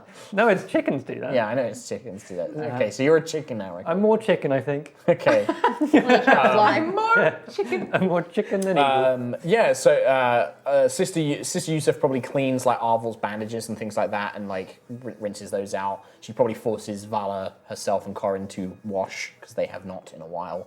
I'm gonna go swimming. Yeah, you just jump in, Yeah. strip off, and then just jump in. Yeah, the water is clear. It's cold, very, very cold, but it's almost that refreshment as well. Like it's kind of spring water, like from the mountains. I'm just gonna be splashing around going, this is amazing! How long do you spend underwater when you can? Probably a long amount. It says indefinitely, so. Yeah. Really? Well, she's an air ganassi. She has an unlimited supply of air in Unlimited. herself. Amazing. Okay. So- I like to think it's hold because my it. freakish lungs can just Yeah. like. Yeah. So I think like it's probably Vala, Nova, Ayla are all kind of like washing themselves, just bathing in the river and things like that. I'm gonna clean my hammer too. Yeah. Lucius probably moves quite far down the river, and he's not really getting in the water, but he's probably trying to like wash his hair. Oh, L'Oreal's He's hair. probably got like a little bit of soap, and he's like, I'll probably like wash my axe, and then I'll probably like see how much fun these two guys are having. So I'll like run in and then just like lay there. Sink. Yeah, it's just like I'll swim past you. Yeah, like you two can literally stay underwater forever. Basically. I imagine you're just standing at the bottom of the river, it's like completely walking along, submerged. like Vala probably like holds, like takes a big breath, tries to swim under, and like tries to like swim up to you and stuff like that. And it's like prodding you, and it's like amazed that you're like just at the bottom. And like she's like Vala's trying to hold her breath with Nova, but eventually has to like dive up. And I imagine we'd have like competitions, although it's not really a competition. it's not really a competition. You win every time. Yeah, and the morning, I mean, it's a cold morning, so getting dressed is very, very chilly, and you probably would need a fire, which Lucius can just create with Firebolt, just to warm yourselves back up. Otherwise, you are going to potentially risk getting super, super cold. But yeah, you're fine. Well, no, temperature still affects you. Temperature still affects you. So if it's really hot, like your wood would potentially Okay, have the risk yeah. of burning. If it's really cold, you could frostbite, damage Yeah. your internal workings and things Okay. like that. So temperature still affects you. Just food and drink and air. okay. Just those. Yeah, just those. You don't need those. Yeah, The wood expands in the winter, so in the I'll winter make it time you're tight. just I'm like, really- Super creaky. so rigid. Reduce mobility. Tin Man, but into the bars. The morning goes effortlessly. There are no more Swimmingly. dangers. Swimmingly. Yeah. Oh, very good. Oh. Yeah. Ba-da-ba-ba-da-ba. It goes swimmingly, and you continue on your way. Within about half a day, you see the settlement. You see it on the distance, following alongside the river. You make your way past a few large farms, large grain farms. And there's a couple of things you notice on the way. One is that the farms are patrolled by... They almost look like farmers, but they're a little bit too heavily armored. You can see them almost wearing they have rolled up 3/4 trousers, but then they have armored boots and shin pads and knee pads and breastplate, and they carry things like farmer size or pitchforks as weapons. And they're just chatting with the farmers, occasionally looking around. They see you and they kind of cast interesting glances at you. They might send runners ahead of you and things like that, but they kind of watch you with a careful eye of, they don't look like they belong around here. That kind of look. They kind of give you that West Country farmer Yeah. they're not locals. What are they doing here? I guess they're watching out for wild elves or something like that. Yeah, and you can see them. They are definitely, but they look different to the farmers themselves. The farmers are wearing tunics, and most of them have got their shirts off, even though it's quite cold. They're still working the farms. Basically, it looks like they're tidying up the farms after a harvest. So most of the grain is gone. So it's all been cut down. The fields are basically they're pulling up the last of the root vegetables, things like that, just before winter sets in. But they're still hard at work, just kind of doing up the last few jobs that they need to. A lot of them are working on their farmhouses, repairing holes, putting new boards and things in place, getting all their cattle in, making sure they've got enough hay and things like that to last the winter, the long night, I should say. And you're kind of, watched cautiously, but most folk just don't bear you too much mind until you arrive towards a large palisade wooden wall. This wall is actually only covering half of the city because the other half is high up on a hill. So it's kind of a wooden palisade wall that covers half of the city because the rest of it is kind of backed up by this very large hill. At the top of the hill itself is a large tower-like building emblazoned with the symbol of the sun of Palidor, one of the gods. That is at the very top of the hill itself. You can also see several large buildings. There are also windmills. And then behind it, there's two things. The river continues on to the north, where it meets a large lake, perhaps another sort of like half a day's travel away from the town. And from the lake, some other rivers join into it, and then it kind of leads out towards the coast. But also on the western side of the town, an enormous forest begins to stretch out, leading all the way to large, tall mountains that rise on the distant horizon. Snow-covered, almost gold-coloured mountain, like the tips of them look like gold, covered with gentle drifts of snow. And they kind of stretch out far, far, far to the north. But this large forest like dominates between here and the mountains themselves. So that's to the north. Sort of Kind of in the direction northwest. we were headed. Yeah, the river continues north towards the large lake. Yeah. To the northwest, this forest carries on until it hits the mountain range, which that mountain range then just goes straight north. Okay, fair enough, yeah. And yeah, you can see that all. And as you approach, you see that there is a number of these kind of farmer guards. They look like, farmers. They're wearing sort of like farmer garb, but they've got bits of leather and bits of metal, and they've carried like sickles instead of swords. They've got like wooden shields with pumpkins and apples painted on them and things like that. And as you approach, one of them just kind of like holds up a hand. Well, howdy, friends. I'm afraid I'm going to have to ask you your business before you come any closer. Right, okay. We've just been in an airship crash. We'd like to find civilization, please. He looks at you and he's like, "You're a birdman." Yes, I am. You said you were in an airship crash? Yes. Was that far to the south? Yes, in the Bitterwood, in fact. Well, blessed by the God. We saw something happening in the sky almost, nearly a week ago now. We've been Saw out there something up since. in the sky like a big old fireball. Looked like a big crashing That was ship. us. Yeah. Well, bless the Siasker and the stars. Ain't you lucky to be alive? Well, Yeah. yes. Well, Yes, we are. he like glances at you now that you've spoken to him. Miss, you're a wild elf. I am. And I'm You not can from see the around guards here. like all become very sort of, they begin gripping like pitchforks. You can also see one of the guards has a very big boar that's like next to him like a wow. pet. Like he's got like a little leather harness, like a spiked leather harness, and he's got his hand on it like a dog, and he's kind of holding it back, and the boar is like towards Ayla. He's like, "Well, you're not around. What do you mean you're not from around here? I'm passing through, going somewhere else. You ain't from the Kalen Roost now, are you? From the No. Bitterwood? Oh, we had a great time with them. Good news, in fact. They're dead now. Well, not all of them. No, they were technically not even part of that clan. The ship landed Outsiders. in the Bitterwood, and we had a run-in with the Caden Roos. We know your worries, but Ayla is not one of them, don't worry. And you She can was on see the like ship. one of the guards in the back, a large, like 6'3" hulking man, like a curved, like scarred lip, like cauliflower ears, like broken nose. He's just like, she might not be one of them, but she's a wild elf. Like he kind of mutters under his breath. And the younger man who's been talking to you, he's kind of got like sandy straw hair. He doesn't seem to be wearing any armor apart from a bit of leather, like hide scraps. He carries like a gnarled staff with a pumpkin, like a carved pumpkin at the top. And he just turns around. He's like, "Now, come on now, that's not Wendy Gale. She'd be." And he like look. He's like, "You listen now, you." And the man's like, it's like "Too right." Well, miss, you may not be from that tribe you said or clan, but I should let you know most folks here are kind of wary around your kind. We've had a lot of trouble with wild elves in the past. You're allowed to come in, but we will be keeping a close eye on you. We don't want no trouble now. We're just a nice farming communal town. We don't want no trouble. Okay. All right, No trouble. I got it. All right, fine. And if I can give you a piece of advice, certainly don't go anywhere near the brook. Don't go anywhere near the Brookstone family. They really don't take kindly to wild elves. They had a lot of trouble. They're going to give you trouble. And if I got to get involved or any of the Harvest Guard get involved, I'm a really nice wild elf. I'm sure you are. But Brett Brookstone, well, yeah, he ain't going to care any one whit about that. Well, listen, welcome to Rose Hall. My name's Jessup. I'm the deputy of the Harvest Guard here.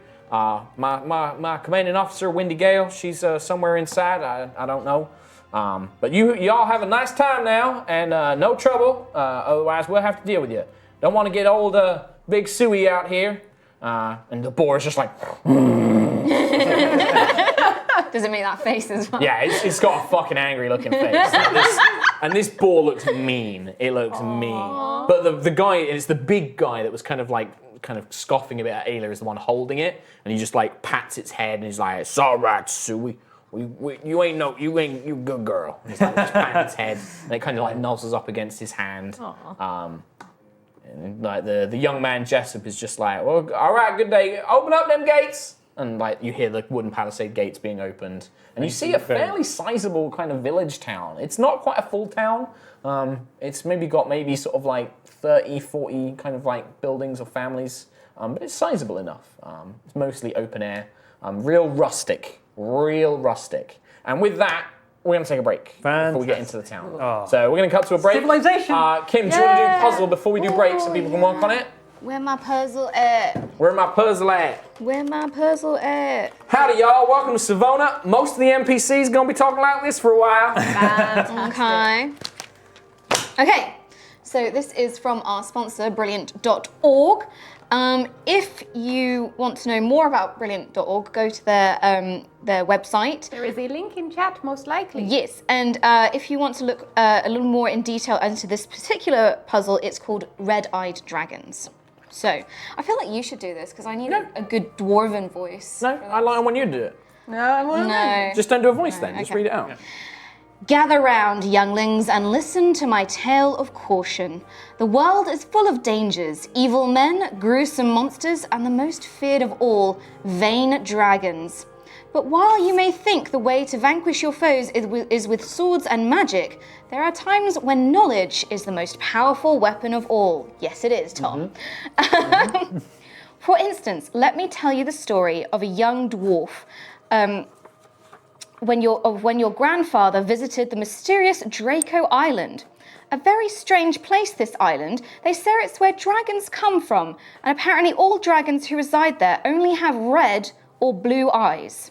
Stranger still, legend has it that if a dragon knows their own eye colour, they have to leave the island at midnight. It was armed with this knowledge that Alfred Rockhart was captured by 3 such dragons on Draco Island. While they were arguing who was to eat brave Rockhart, he summoned his courage and shouted out, "I've never seen such beautiful red eyes." Nice dwarven voice. Yeah. Now, Alfred could see that all 3 dragons had red eyes, but they weren't to know, and they silenced him before he could say anything else. Well, what do you think happened to those dragons? Did they stay on the island and eat him up? Or did all 3 dragons leave the island on the first day? Did all 3 leave on the second day? Or did they all leave on different days? There we go. Good question. Yeah. You'll get the answer to that at the end of today's stream. We're going to take a break now, and then we'll be back. Bye. Goodbye. Bye. See you in 5. Bye. See you in 5. Bye now.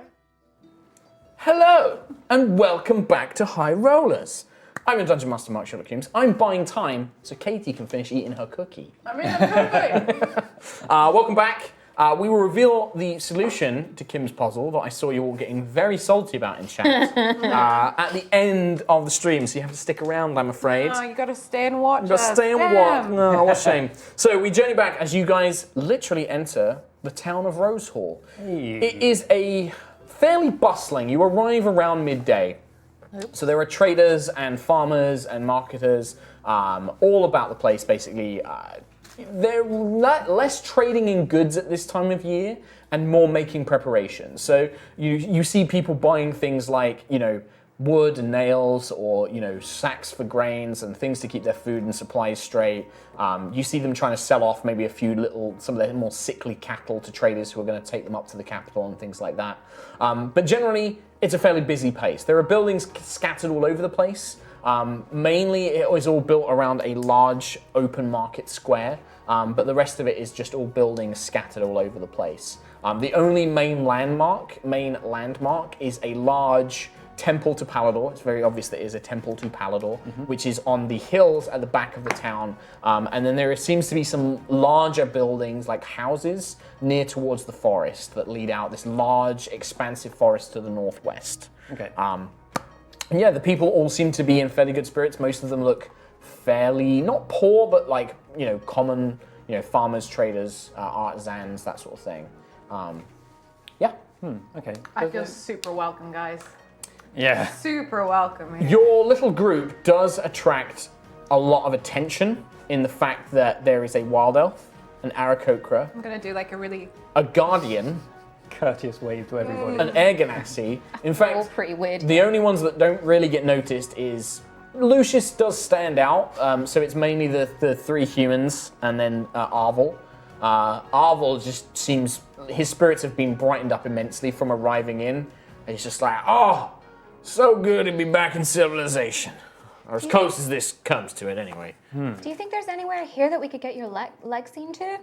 Well, I certainly hope so, and my other injuries too. Well, the temple probably have a priest. They should know something, but I mean, the best thing to is ask around, if you all don't mind. I think my advice would be find somewhere comfortable to stay, get us patched up there, and then we can ask for directions anywhere else. But obviously, it's up to you if you don't mind carrying me that way. No, I think our number one priority should be fixing your leg. Well, that's very kind of you, Nova. Very kind of you indeed. Well, best thing, let's find us a tavern or an inn or somewhere like that and settle me down. And then, well, I'm sure that if you go and ask for a priest, he'll come to me. Did you say you've been here before, Arvel? Long time ago, back in my trading days. Haven't been around these parts in a while. I mainly trade up at Gold Throne. Oh, okay. Does that mean there's routes to Gold Throne? Oh, yes, certainly. This is on a main trading road. It'll take a couple of weeks, but you can follow this straight up north to Gold Throne itself. Is there any other way we could travel there? A cart or something like that? I'm sure that you can either buy or hire horses here if you like. That sounds good. At least that's one thing. It'll certainly be quicker than walking. Well, not much faster, but it'll be easier. Well, it's good to know. But certainly, I mean, yeah, if y'all want to ask around, find a good place to stay, or just find the first place we see. Are we? I'm gonna leave this to you guys because I have a feeling that it's not gonna go Yeah. well if I speak to anyone. So I'm just gonna keep my mouth shut. Can I just A group of kids like are running around, and you can see them excitedly pointing at Sentry, and just being like whispering to each other, and like you can see like a few of them like being dead, like go over like shoved, and then they kind of walk back and they're fighting with each other, kind of thing. They seem like pretty rough kid. Like these kids, like when they shove each other, it's like a throwing them forward rather than a light tap. Yeah. These are rough and tumble kids. They're gonna make it in the world. Yeah. They Are got there any adults around? Yeah, there's plenty of people around. Like you can see just townsfolk walking around, like village folk walking around. Can I go to the nearest townsperson? Yeah, there's you see like a woman with sort of like dark auburn hair, wearing like a leather apron with just like basic kind of like artisan's clothes, like short trousers, tall boots. Kind of like she like turns around, she's like, "Oh my good, by the stars, sorry. How can I help?" Good day, milady. Oh, Christ. Well met. And I'm really like enunciating like, could you please direct myself and my fellow weary travelers to your nearest tavern or inn, for we wish to stay in nice beds. Sure, ma'am. Something. My goodness, sorry, strange. You do okay. There's two taverns in this town. There's the Whitebreeze Rest. That's real nice. Really nice lady. Rosalina runs that. Or you can, if you really want. Oh, sorry, that's the Brazen Heart, Rosalina's tavern. I was looking at the wrong thing. The Whitebreeze Rest is more low key. It's up near the woods, but I don't recommend y'all stay there. It's not the most welcoming place for traveling folk like yourselves. When you say not very welcoming for traveling folk, do you mean not very welcoming for wild elves? Honestly, Hey! it ain't welcoming to some of us. Mainly the Brookstone family using, and they kind of like their Red flag. own kind around there. Where would we find the Brookstone family? Oh, they're up by the woods. They run a mine up in the Ironweald. That's the whole family business. They're kind of important in town. They run the biggest mine around here. Get a lot of the iron and ores that we use. Do they have a lot of employees that wander around?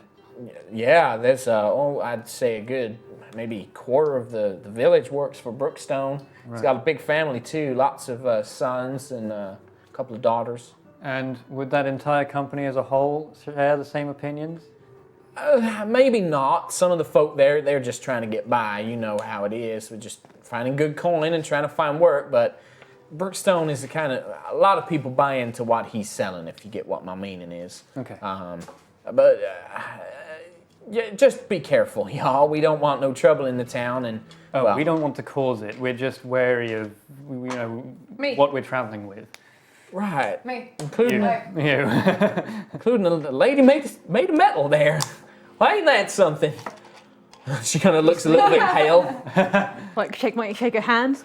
Oh my goodness! Good to me. Oh, and she takes your hand. And she's like, "Oh, that's mighty cold." But pleasure. Are you a living thing? You speak and talk and breathe and. Of course. Oh my! She starts fanning herself. Bless my stars! What a sight to see. I mean, I should warn you. A lot of folks are probably gonna come by and try and get a look at y'all. We don't get a lot of travelers around here. Mainly a few traders down from Goldthrone when they're passing through, going to some old ruin or some such. But well, look, I've got to get back. I'm off to just finish off my shift at the carpenters. So it's his pleasure. I do recommend the Brazen Heart. Rosalina's a good folk. She's not from around here. She's from one of them sky cities. So she'll maybe a bit more used to dealing with folks like yourselves. Thank you, my lady, and then bow really deep. Yep, mighty fine to meet John. She just starts skipping whoa. You're really, really good at blending in. Thank you. I can't Really quite excellent. tell if we've You ruined really? today. No, she looked absolutely just amazed. I think that we've made her day. Are we that amazing? Really? Yes. Oh, okay. Well, you've got You're to remember, Birdie, that all these simple folk, they don't really have very interesting lives. So I'm sure we're the most exciting thing that's happened to them in many, many years. So he shouldn't talk when we go and meet What? people. No, why? I'm very charming. So right, at this rate, Very. most charming. Lucius doesn't talk, Isla I doesn't don't talk, talk. Nova I shouldn't talk. maybe I will. a little bit. Call it back What's a little wrong? bit. Call it back a little bit on the pleasantries. It's coming off a little bit. My mom always said, manners maketh the man Right. or woman Manners maketh the bird talks. or the bird. Brother Corin looks over at Nova and is like, that's a very good sentiment to live by, Nova, but you came off very strong. Perhaps a little forced, What do you mean? a bit patronizing in a way. Really? A little bit, At yes. this, Nova's face is just going to go from happy smiley to mortified and almost crying. What do you mean? Do you think I offended her? No. Not offended, but perhaps you just came across as a bit daunting and a bit... Chill. Just chill. You need to just be a bit more casual, like we're talking to us. I did it again, didn't I? Just a little bit. Yeah. But you did do a very good job. Thank Yes. you. I'm just trying to be nice. Bring it down. A few notches on the ladder. You sound like my dad. Anyway. It's just what every young man wants to hear from a young woman. Thank goodness I joined the priesthood. Thanks, Dad. He just looks down, looks very sad. Stracks his oncoming 5-day stubble and is like, well, shall we go to an inn? Yes, Rosalie I would be agree, good yes. to talk to. Let's get out of the road. Valerie's just looking around she's super happy and she's just looking around and she's peering around. She's looking at the kids what are they doing and stuff like that. I mean, I suppose we have some time, Vala, if you wanted to. But don't show them your Sister knives. Yusef is just you should come with us to the tavern first. And then perhaps we can go and explore later. This seems a safe enough place for us. I think our friends may have more trouble than we will. I got a big hammer. I won't have any trouble. I'll be fine. I'm sure you will not. Or if you do... I'll stick with Sentry. Yes, that's nice. Please don't use the hammer. Why? No, I mean, don't use your fists. Don't use it. Don't be... We're not Don't here... be me. A Is this little what bit. you're trying to say? I mean, let's say someone comes up to us and insults you. What would you do? Oh, she'd probably punch them in the face. Spit in their eye. I'm just saying, don't do They that. got it. We're not here to cause trouble. Yes, We're that not- seems an Yes, awfully yes, yes. terrible thing to do. It's very rude. very rude. Very. Okay, fine. Okay. I'll Let's go tone with it Rosalina. down, maybe. I can't promise anything, I'm going to be honest. Okay. I can't promise. Great. Tone it down with me. I mean, given the last few days, it's natural to be kind of tense. Oh yeah, we're tense. We're very tense. But we don't want them to be tense. Oh, really? The swim this morning was quite refreshing, I thought. It was. It was a good swim. I mean, the 5 days prior to that swim, Did you have a good dust bath? very good. Yes, thank you. But it didn't quite clear off some of the wild elf blood, actually. So still a little bit shaken from all the things that's happened. I'll be honest. I'm just going to put 2 hands on Quill's shoulders and just squeeze him and look at him with the genuinest smile. Everything's going to be okay. Great. Well, we have found a place at least. We are not out there with the what are they, plague wolves? hounds. Plague hounds. Good. They're not here. And the goblins. There's just And the wild elves. there's just racists And Ayla. and giant boars. I made What a could joke. go wrong? This is a minefield. Top notch.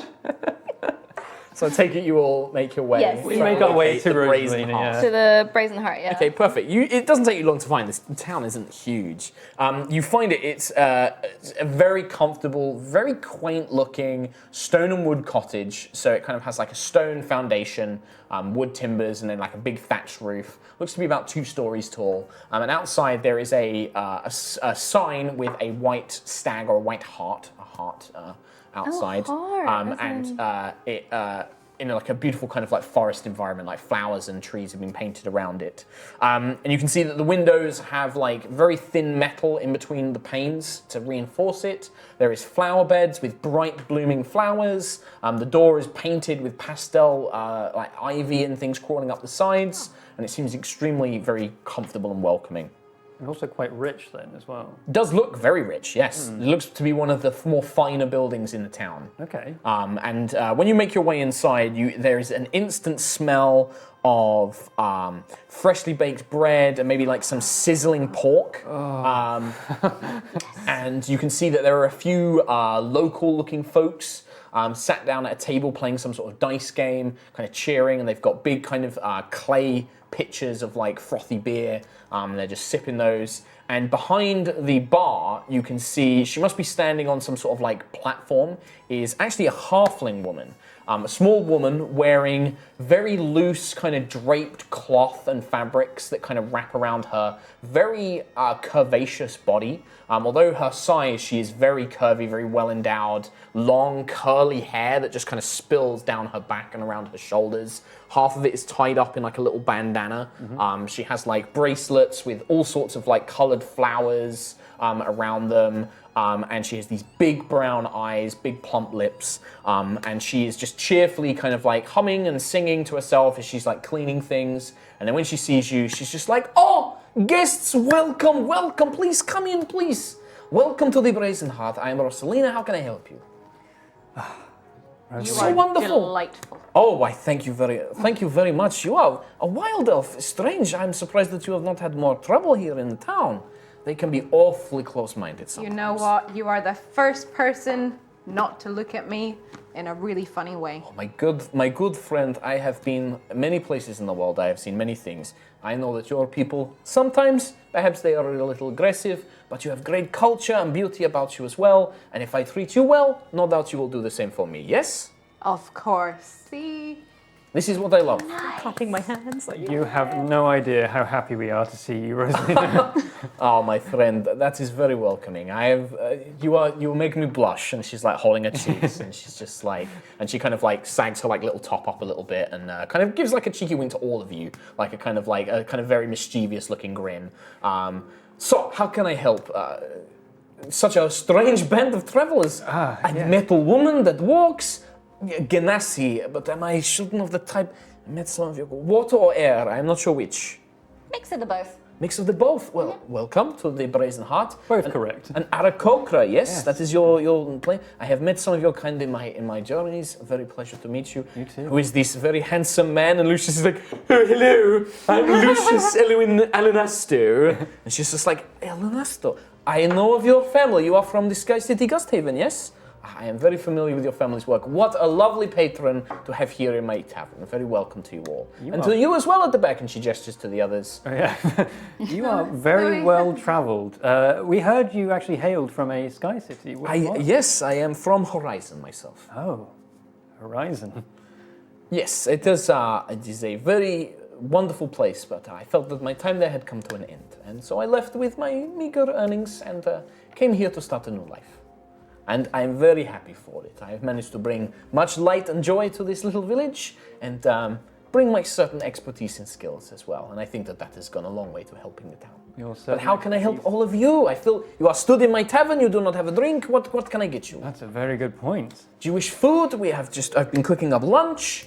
Wow. Friends here, we've been travelling for a long time and we'd like somewhere to eat, to rest. Of course. And ale. Yes, of course, all of those things. My friend, please come and take a wonderful seat. There is a lovely bay booth, and she points, and there's like a bay window that looks out into the rest of the village with a large, long table. The seats are wooden, but she's filled them with cushions of all different sorts. They almost look like some of them have come from like a boudoir or a madame's parlor, and she's filled those. Some of them look like she's bought them from like a local market, like niche little things with flowers and daisies kind of embroidered onto them, and it's just stuffed full into this little alcove. Mark, I Very love her. kitsch. And she's like, please sit down. I will bring you menus. You may browse whatever you wish. In terms of drinks, we have a limited selection because of what we can get here available.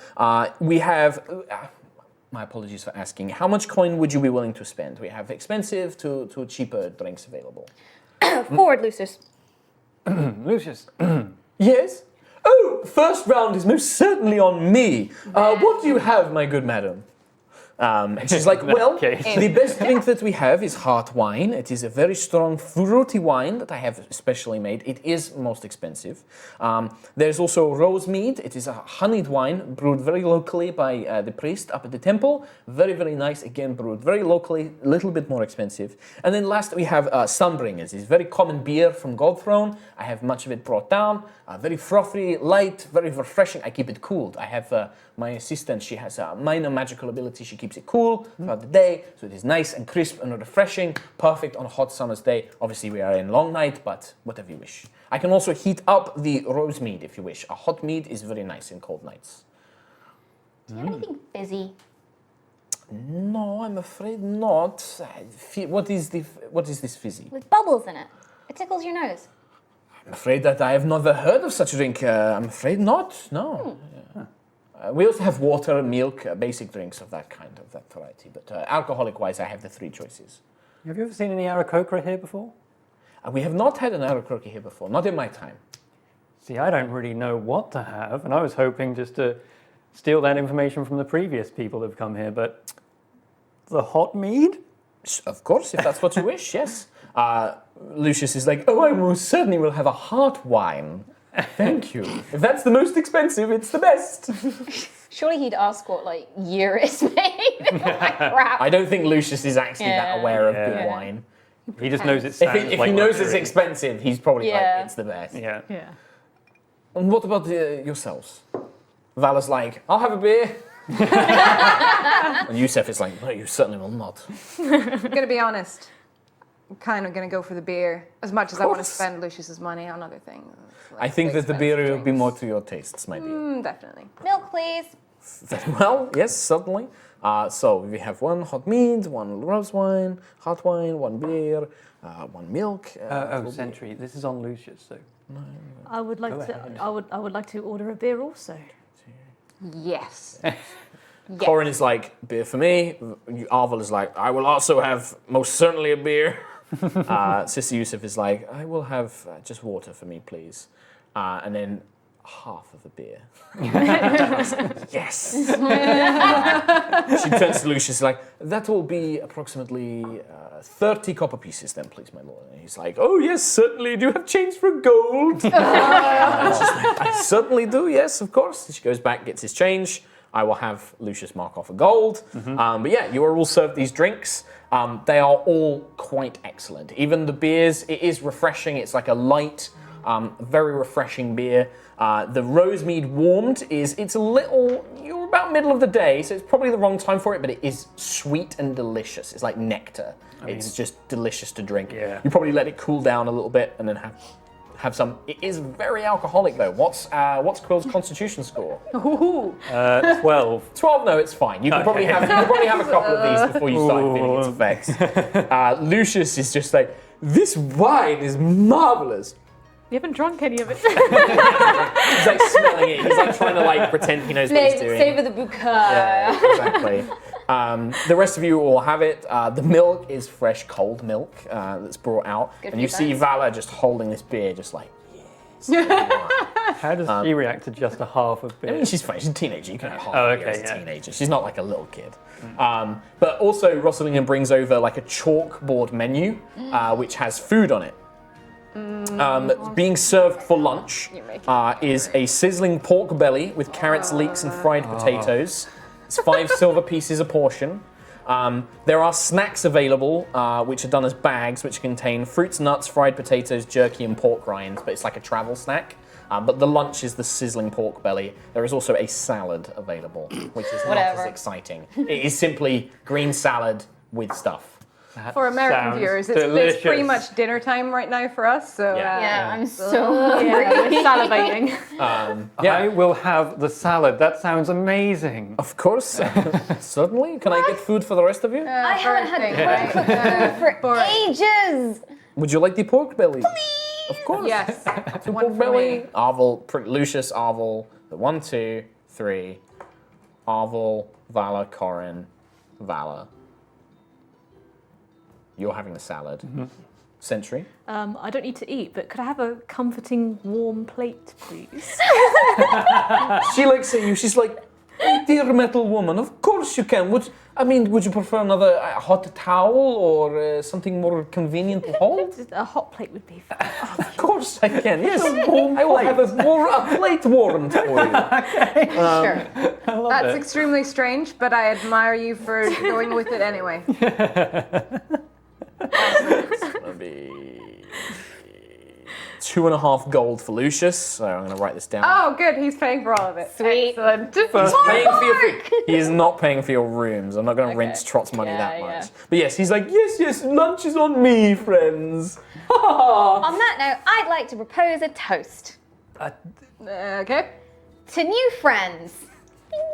To new friend. Sure. And Oh, yes, to new surviving. friends. The others all join in as well. And yeah, eventually the food is brought out to you. It's brought out by a half-elf girl. But she kind of like keeps half of her face kind of hidden until she comes up to serve you. And you can see that it's very horrifically scarred. Like most of her ear has been burnt off. The scarring of the face is like very badly burnt and melted. And she just kind of gives you a quite like, here's your food. And she kind of like offers it around, thank you. And you see Rosalina go up and be like, kind of like holding her hands and it's like, patting her on the shoulder and stuff. And then she goes out into the back and things like that. And you see Rosalina kind of like keeping an eye on her. Yeah, and you guys have a lovely lunch. Oh, it's weird having nice stuff happen, isn't it, guys? Yeah. Episode 5. This is delightful. I love it. So you guys, I don't think any of you write are this missing hit down. points or anything like that. So Sentry's just like pushing the plate to yeah, her just face. hold it to the face. It's very warm. There's a few odd looks from like the locals who are like eyeing up this like robot woman holding a plate to her face. Best lunch she's ever had. I love it. But so you have that. I will say that for the purposes of this is only a comfortable meal. So this is good food, but it's like pretty standard food. But for you guys, it probably after tastes being amazing. game. What I will say is if you guys in the future have excellent quality meals, like really high cost meals, they will have minor in-game benefits. Things like temporary hit points, or they might give you bonuses to saving throws. Oh, wow, okay. It will reward you for, that's the reason for splashing out on the more expensive stuff, right? Like there should be a benefit to eating well and living well. Nice. Same as if you sleep in nicer beds, you might get more hit points or hit dice back and stuff like Breath that. of the Wild. Yeah. It makes sense, right? Yeah, Like you yeah. sleep in a super comfortable bed, you have a better night's sleep, Get the soft you get bed. more hit dice back and stuff it like go that. the other You sleep way? on it, yes, and if it goes the other way, if you constantly eat really bad meals, you'll start to suffer negative effects if you sleep on bad beds. I've already written up a dietary planner Okay. for Quill, so Okay. he's going to be in. Your each salad edition. is mainly like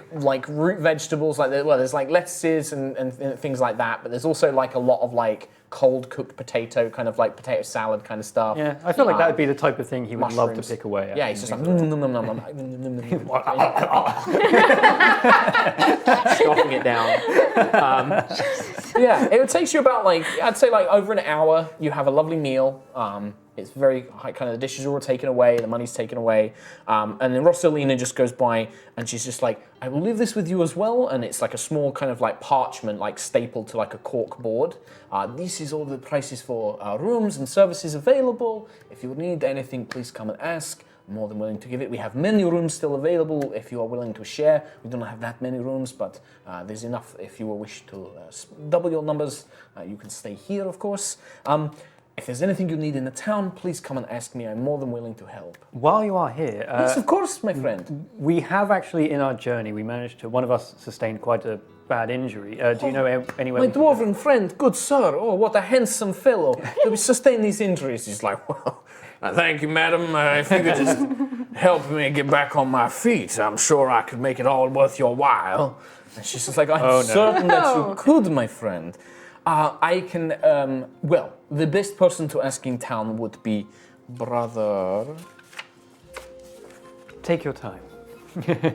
Sunbringer Blackhammer. He is the priest up in the Palidor temple. Sunbring. Sunbringer. It is Sunbringer. It is a type of their priest, I believe. Okay. I myself, I can provide some healing. I'm a follower of Sayana, so I have some magical ability, but I'm afraid that mine is not skilled to mend these injuries. I do have some poultices, some potions and creams, but they will take some time to develop. But if you wish to stay here, my good dwarf, I could help you as well. Well, ultimately, it's up to you. You talking to Arvel? Yeah, sorry. Yeah, It's up so to you. Arvel is just like, well, let's find out how much it might be with this black hammer, and we can see how things go. I don't want to slow you young folk. You've got your own business to deal with. You were kind enough to bring me here, get me somewhere safe. I'll write you a note. If you make your way to Gold Throne, I'll give you a writ that will authorize a payment from my partners on my behalf in service. Oh, but Arvo, we can't leave you now. Well, it might take me weeks to heal, my darling, but we'll see what this priest says. It might be, if it's costly, I don't have the cash on me right now. A lot of my finances were lost in the ship, but we might be able to make some sort of deal with him. But yeah, A lot we'll of see your how it goes. souvenirs got lost too. Oh yeah, it's a shame. All that stuff from Mimixan, I was really looking forward to that. Anybody who examines the list of services that Rosalina posts down, it lists rooms as 8 silver a night for a single bedroom, 14 silver a night for a room with 2 beds and a bathtub. Massages are 6 silver pieces for half an hour. There is also some very brazenly written other services available. It simply says adult services. They are 3 gold per hour. Tailored adult services are 10 gold for 2 hours. She also offers spellcasting services. She can cure, she can restore vigor, perform ceremonies, or even disguise self for 30 gold. The disguise self has in brackets next to it, see above services. I see. And then alchemy services are at 2 gold per day. Now that I've seen this list, I kind of look at the other patrons around. Mix of men and women. Okay, it's just a regular tavern sort of. Very much a regular tavern, but yeah, you can look at her dress and she's very smiley. He goes up to the regulars, puts an arm around them, both men and women, smiles. They all smile back and seem very, very cheerful and chatty with her. But it's the fact that it's very clearly labelled as underneath the rooms, massages, It's just a adult thing. services. It just seems to be a thing that she provides. She said she was open-minded. Why would you want to disguise self? We're not. I don't not understand worth this it. clause about see other services. I just rolled to see if Rosalina heard that, but she did. Maybe a story for another time. Okay. Or never. Or never. Okay. Maybe this is a knowledge that you don't find out. Forbidden knowledge. We'll call Oh, it now that. you've made her really interested in it. Look at her face. The rooms are well priced, though. Aren't they? Distraction. Corin looks down. He's like, I'm considering a massage.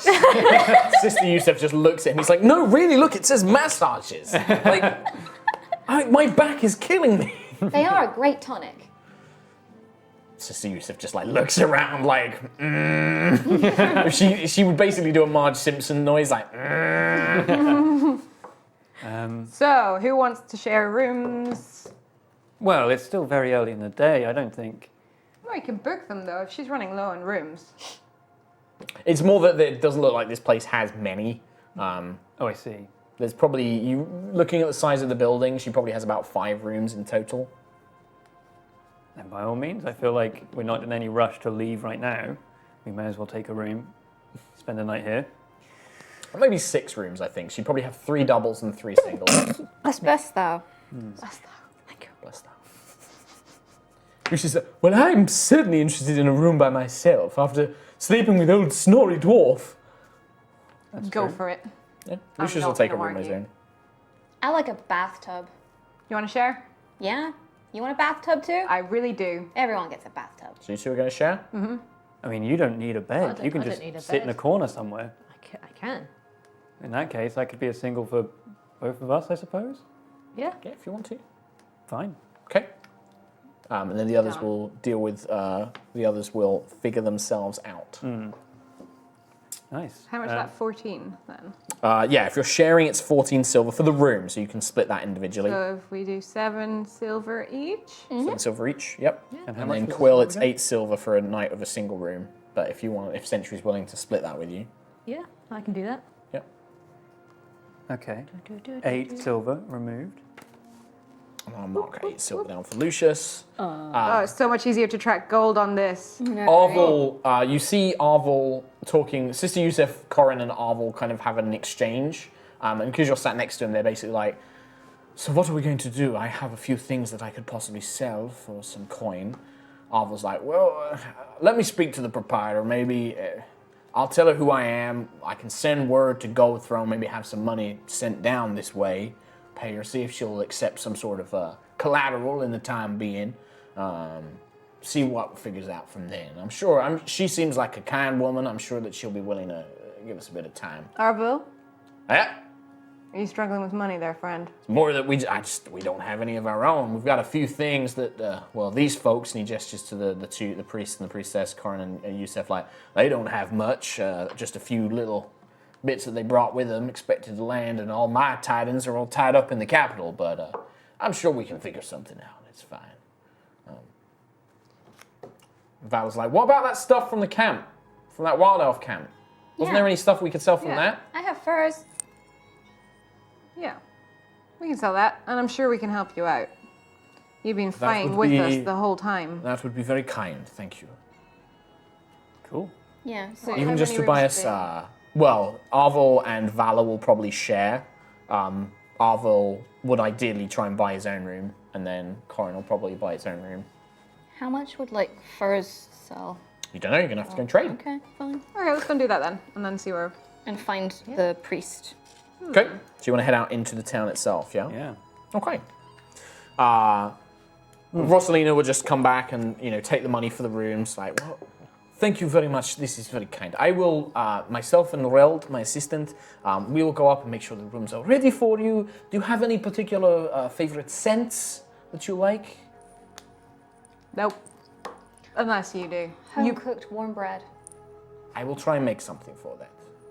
Lavender. My mom cooks Lavender is very bread. easy. I love lavender. Anything else? Lavender seems good. I don't need to smell, so it's fine. Point.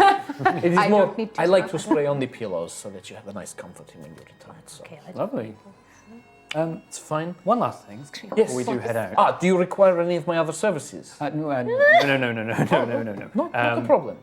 We spoke to someone Corin outside. is about to say something and puts his hand down. We spoke to someone outside who said they. We didn't explain this to you, but we were in an airship crash. Oh my goodness. I'm not sure. We spoke to someone outside who said they actually saw the ship going down. You folks were talking about this. Yes, the Harvest Guard, when they were out on patrol, they saw something in the sky, a ship crashing. I mean, we assumed that nobody could survive such a crash like that. Well, And it We seemed did it! Woo! Oh my goodness. Well, you must all be, well, to sort of survive the Bitterwood, you must have encountered creatures or most others. Gross definitely. ones. Many creatures. I think now you can people. understand why we are so happy to see you. Yes. After such a travel, a week ago it happened. Forgive me for being a bit forward, but you wouldn't be interested in a little, not work as such, but an opportunity. Opportunity? Yes. Yes, we are. It's simply that, I'm running low on a few supplies that I use for my other services. And they might not be things that you come across. It is absolutely fine. But if you happen to come across either pixie dust or winter eladrin tears, I will buy them off you. 100 gold each. No, sorry, not 100 gold each. I can exchange, I have a set of potions, healing potions that I can give you, and a small trinket I can give you as well, a magical trinket that offers some What was the protections. winter? Winter eladrin tears. There is an old elven palace far to the north near the lake. It is a ruin now, and many of the locals avoid it, for they have heard many stories of their childhood, and I'm certain that there are beasts and critters that live in there that warrant such rumors. But if you happen to be there and you happen to find these things, I would be more than willing to compensate you for them. They are very difficult to get hold of. I see. What do they do? Well, the pixie dust I use in a concoction that can help somebody become much more comfortable. I can allow them for minor illusionary treatments to allow them to feel like the person they wish to be. That can make them more comfortable for intimate activities. Okay, I see. The winter eladrin tears I actually use in brewing potions to help against the cold for cattle animals. We often use it, I supply it to the farmers and things like that. It helps keep their livestock alive during the long winter. I see. You did mention other services. Are you an alchemist? Yes, as part of what I do, yes. I have learned alchemy, I have learned a little bit of counseling, I provide more erotic services. That was my old profession back in Horizon. I find that it helps all peoples. They relax, they can unleash their worries and their troubles, but also get things out of their system. I provide counseling services for couples if they are having difficulties. I've tried to bring a lot of my training from Horizon to here. I see. Lucius is having a hard time being separated from his family right now. He could maybe use some counselling. Oh, really? And he's like, oh, yeah, I'm very sad that Dad has left me for so long. I thought he would have been here by now.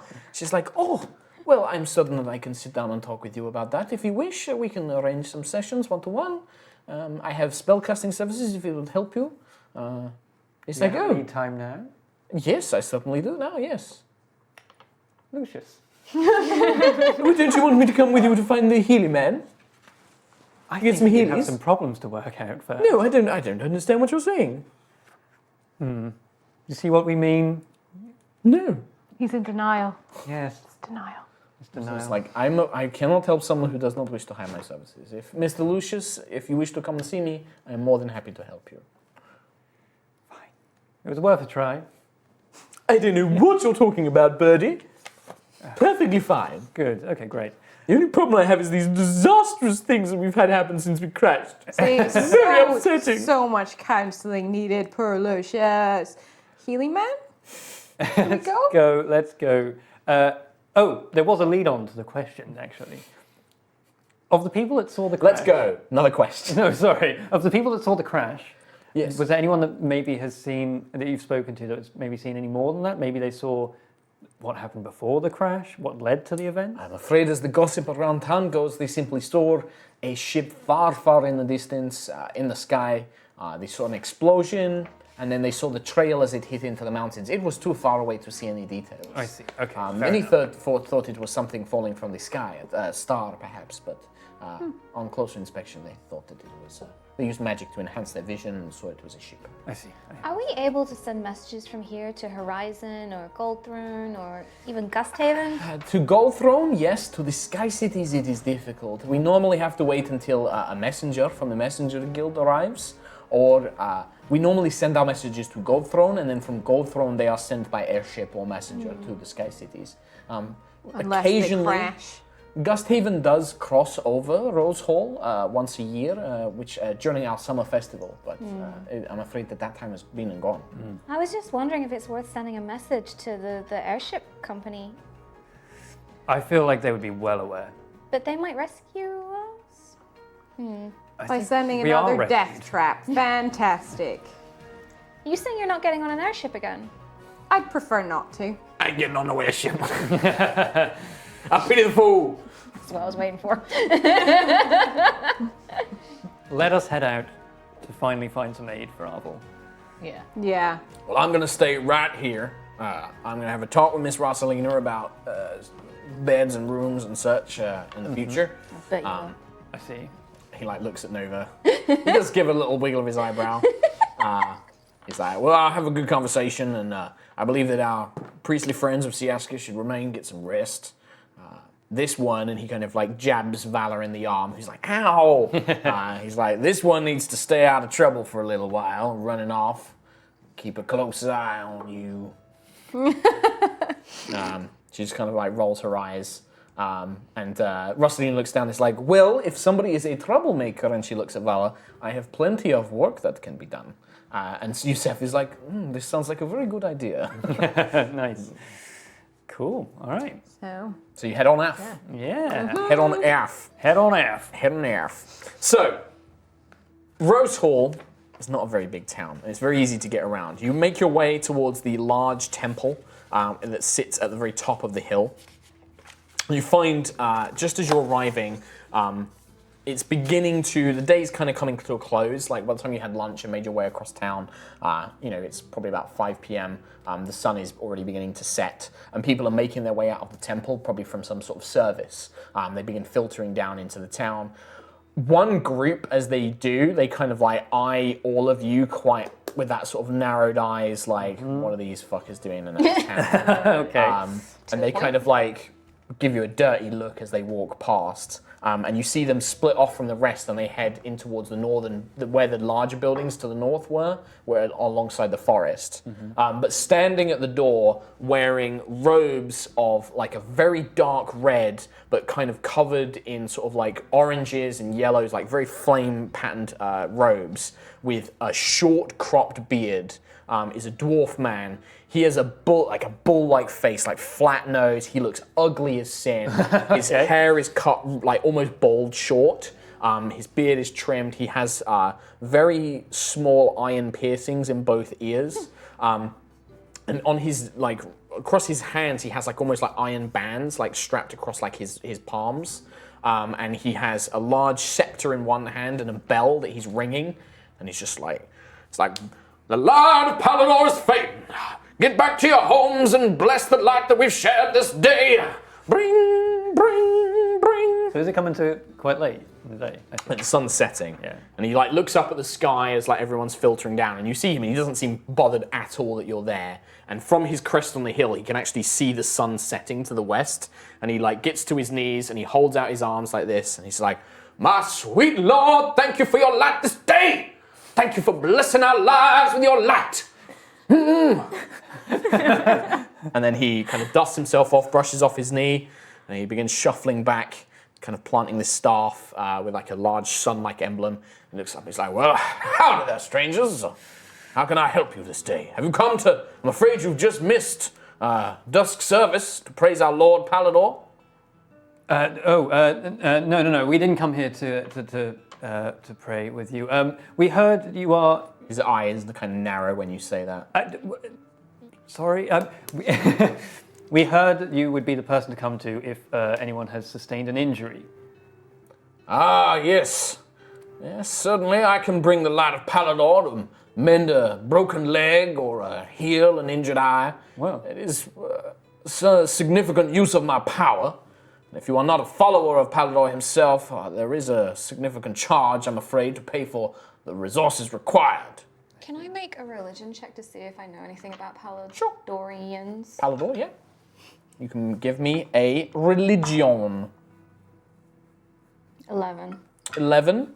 So, Palidor is the sun. He is literally a being of light and warmth, and his duty by Siaska was to every day rise up into the sky, provide his light and warmth to the people of Aerois, and then he rests at night, which is when he disappears from the world. Followers of his faith tend to be farmers, people that people that revere light and warmth. So farmers obviously a big factor for that. He also has a lot of following between his light is seen as like a purifying light as well. So people that hunt down undead, hunt down evil, often also associate themselves with Palidor. Yeah. But there's also darker sides of his faith as well. Like they can be known as quite extremists, like fire cleanses, and it doesn't leave anything behind. Like there's elements of that. Like they can sometimes be a bit too zealous. They can also be very fiery and impassioned, but that can also lead them to have short tempers. Especially in his priests and things like that. Like, they don't tolerate what they consider evil. Like, they do not tolerate it whatsoever. They're very hardworking. In terms of, organization of their religion and things like that, you don't know too much. You're not really read into the actual, strict, doctrines and things like that. You're going mostly off just, other information. You've heard the term Sunbringer. You believe it to be, a rank. But from what you remember, it's quite a low rank. It's almost like a kind of your local preacher kind of thing. I guess if he's in a village like this, then yeah. But he looks quite weathered and old. And he looks at you. He's like, so yes, it requires a significant donation to the church for repairs, purchasing of new supplies to give to the people in my flock. But yes, I can perform these rituals if you require them. None of you seem to be injured. Oh, no. There's a dwarf in the tavern with... Oh, I've completely forgotten her name. Rosalina. Who has, unfortunately, he has a broken leg and... You should try and find somewhere other place to stay for your friend. Rosalina is a woman that you should not associate with. Why is that? Well, she has a very shrouded past, and she's a follower of Sayana, who is she's a very fickle and Mark can't think of the word. This is the problem. Not the true god? No, she is. She's fickle and when you don't give a shit about anything. Changeable, really. Yeah. Very fickle and changeable goddess. She does not truly care for people. I believe that she only cares for having a good time. You seem like good sorts, and you obviously travel in strange company. I will not question why you travel with one of the wild folk. Nice to meet you. Indeed. He kind of gives you an eye. It's not overly hostile, but it's wariness. But you also seem to travel with a beacon of a time long past. You are a guardian, miss, am I correct? You're correct. I've learned about your kind in the abbey where I was trained. You were great servants in the Dark War, and you fought against evil. And he kind of gets on one knee, and he's just like, you are truly a servant of Palidor and of the light, and I am very pleased and honored to meet you. He bows his head very low. As you travel with such a figure of goodness and of divine providence, I will give you this advice, that you should be aware of Rosalina and her past and her nature. But my duty is to help the sick and the injured. Of course, I would be willing to help, but it does have cost, I'm afraid. Right. Not merely for myself, but also the ingredients required to provide the spell itself, the divine prayer. There is incense required, there are oils, sacred waters that I must prepare, and that all costs gold, I'm afraid. Well, this dwarf is a very good friend of ours. What is the cost for such a thing? Well, it depends on the severity of the injury. Do you know what his injuries are? He broke his leg pretty bad. A broken leg, you say? He did splint it together. It may be in a better condition than it was. How long ago? About a week ago. That's unlikely to have had a major time to heal. It's more that the splinting has prevented further damage. I'm afraid that an injury like that will cost around 300 gold. Oh. Top notch. I see. Great. I mean, we are traveling with a virtuous light. You said Indeed. that it would be a cost for those that don't follow Palidor. how do you feel about this guardian?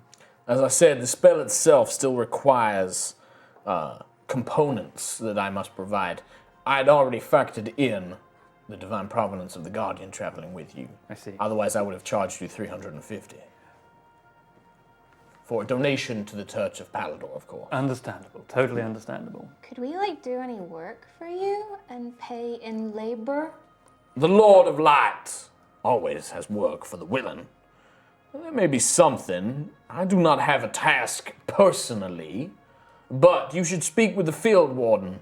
He is a good man. He runs this town, and he will always have work for idle hands. They all seem to be a strange sort. Travelers, perhaps. Do you have skill with blade and spell? Yes. Yes. Then I'm sure that the field warden will find work for you that will be suitable payment for the aid of your friend. Good. He is normally down at his manor house, and he points down to a large house on the northern side of town, just at the bottom of the hill where the temple is. He can be found there in the evenings with his family. The other person that you may wish to speak to is Windy Gale. She is the Harvest Guard's scarecrow here. She is the leader of the militia. She's a scarecrow. Forgive me, you are not from this town, my flying friend. A scarecrow is a rank amongst the Harvest Guard. Think of it as a sergeant or a captain. Oh, I see. So not a animated. She is not a literal scarecrow. I understand. But That her sounds role is terrifying, her role is not dissimilar. It is her responsibility to scare away the beasts and evils that may plague our fields. And crows. Metaphorical crows, yes. Okay. So would she like me? She does not have a problem with birds, no. Good to know. Good to know. Does she have a problem with anything else? He looks at you, is like, I cannot say. Windy Gale has fought many of your kind that have come to our town to kill and steal, as your kind is willing to do. But perhaps that she may overlook that, but I cannot say. That is for her to decide. It's something. Excellent. I will tell you that the field warden will harvest no ill will against your kind. He is from Gold Throne. They are perhaps more forgiven than my people are normally. Cool. Good Okay. to know. I'm gonna put that like veiled threat down and just walk away. Like, Yeah. I'm not touching that. Okay, I guess we're all backing away from this guy. Well, if that is all you have come for, I hope that with the dawn, the light finds you. You too. He steps back in, Night. Hail Pulls these- Palidor! pulls, and like gives you a nod. He's like, Blessings to indeed. Palidor. I feel like you saying night to him would just be Night. like an insult. Yeah. Good night. There's no such thing. Yes, they are aware that there is night. No, but like. But no, Night he is shuts the absence doors. of our God. You can see the doors are like wooden and they're engraved with like this kind of burning man sort of like standing over a field of like farmers and people working hard. Some of them wielding like hammers which are on fire as well. Cool. But I guess that burning man isn't like a A man execution on or fire. something. Like, No, That's it's a symbolization of power. Yeah. Yes. Yeah. He's generally depicted as a man who is constantly on fire, but is obviously not tortured by it. Yeah. He's just made of fire. It's like a flaming torch. Like on flame the on. door. He's got like a smile on his face. Yeah. Yeah. Hey! It's me, the sun. What you want to do about it?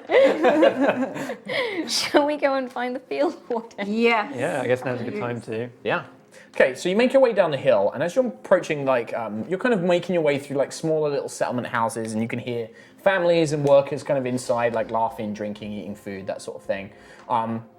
Quill, you notice that the four kind of thug-looking workers, they're not following around you, more here. that they're lingering around and watching you very carefully. Okay.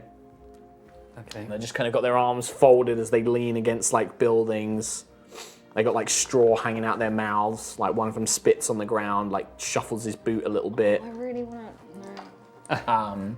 And yeah, you guys make your way through. You eventually find your way to a It's a very quaint little house. It's kind of got like a little wooden fence. There's a small garden out the front, 2 stories with a thatched roof. You can see that there are kind of like patchwork curtains hanging up in the windows that are kind of drawn to, and sort of sitting on the house's roof, looking down at you, is a big hawk. Like this hawk is massive, and it's just like this like head is just turning and watching you. And as you get close to the door, it's just like, ah! I'm just gonna wave at it. I'm just waving at it. And then soon after the call, the door opens, and kind of standing at the edge of the door with, I'm just checking what he's got equipment-wise. You see a man in a kind of like loose, like linen shirt, very low cut, showing off a very well-chiseled chest. Big sort of like round muscular arms, dark hair kind of slicked back with like a few days stubble, dark eyes kind of looking out, and you can see that kind of under his arm, a similar design to the thunder pistol that you found on the captain, but with a longer, wider barrel, and it looks like almost like 2-barreled chamber going down it, basically like a shotgun, like a Thunderstone shotgun. Nice. He's kind of just got it stuck, like kind of cocked into his arm, where he's just kind of ready to level it like this, almost if he needed to, and he's just kind of opens the door. Well, howdy. Oh, sorry, he doesn't have a fully deep South accent. Howdy, friends. No, yeah, you're gonna get it right. That's right. That's right. This is him. Yes. Hello there.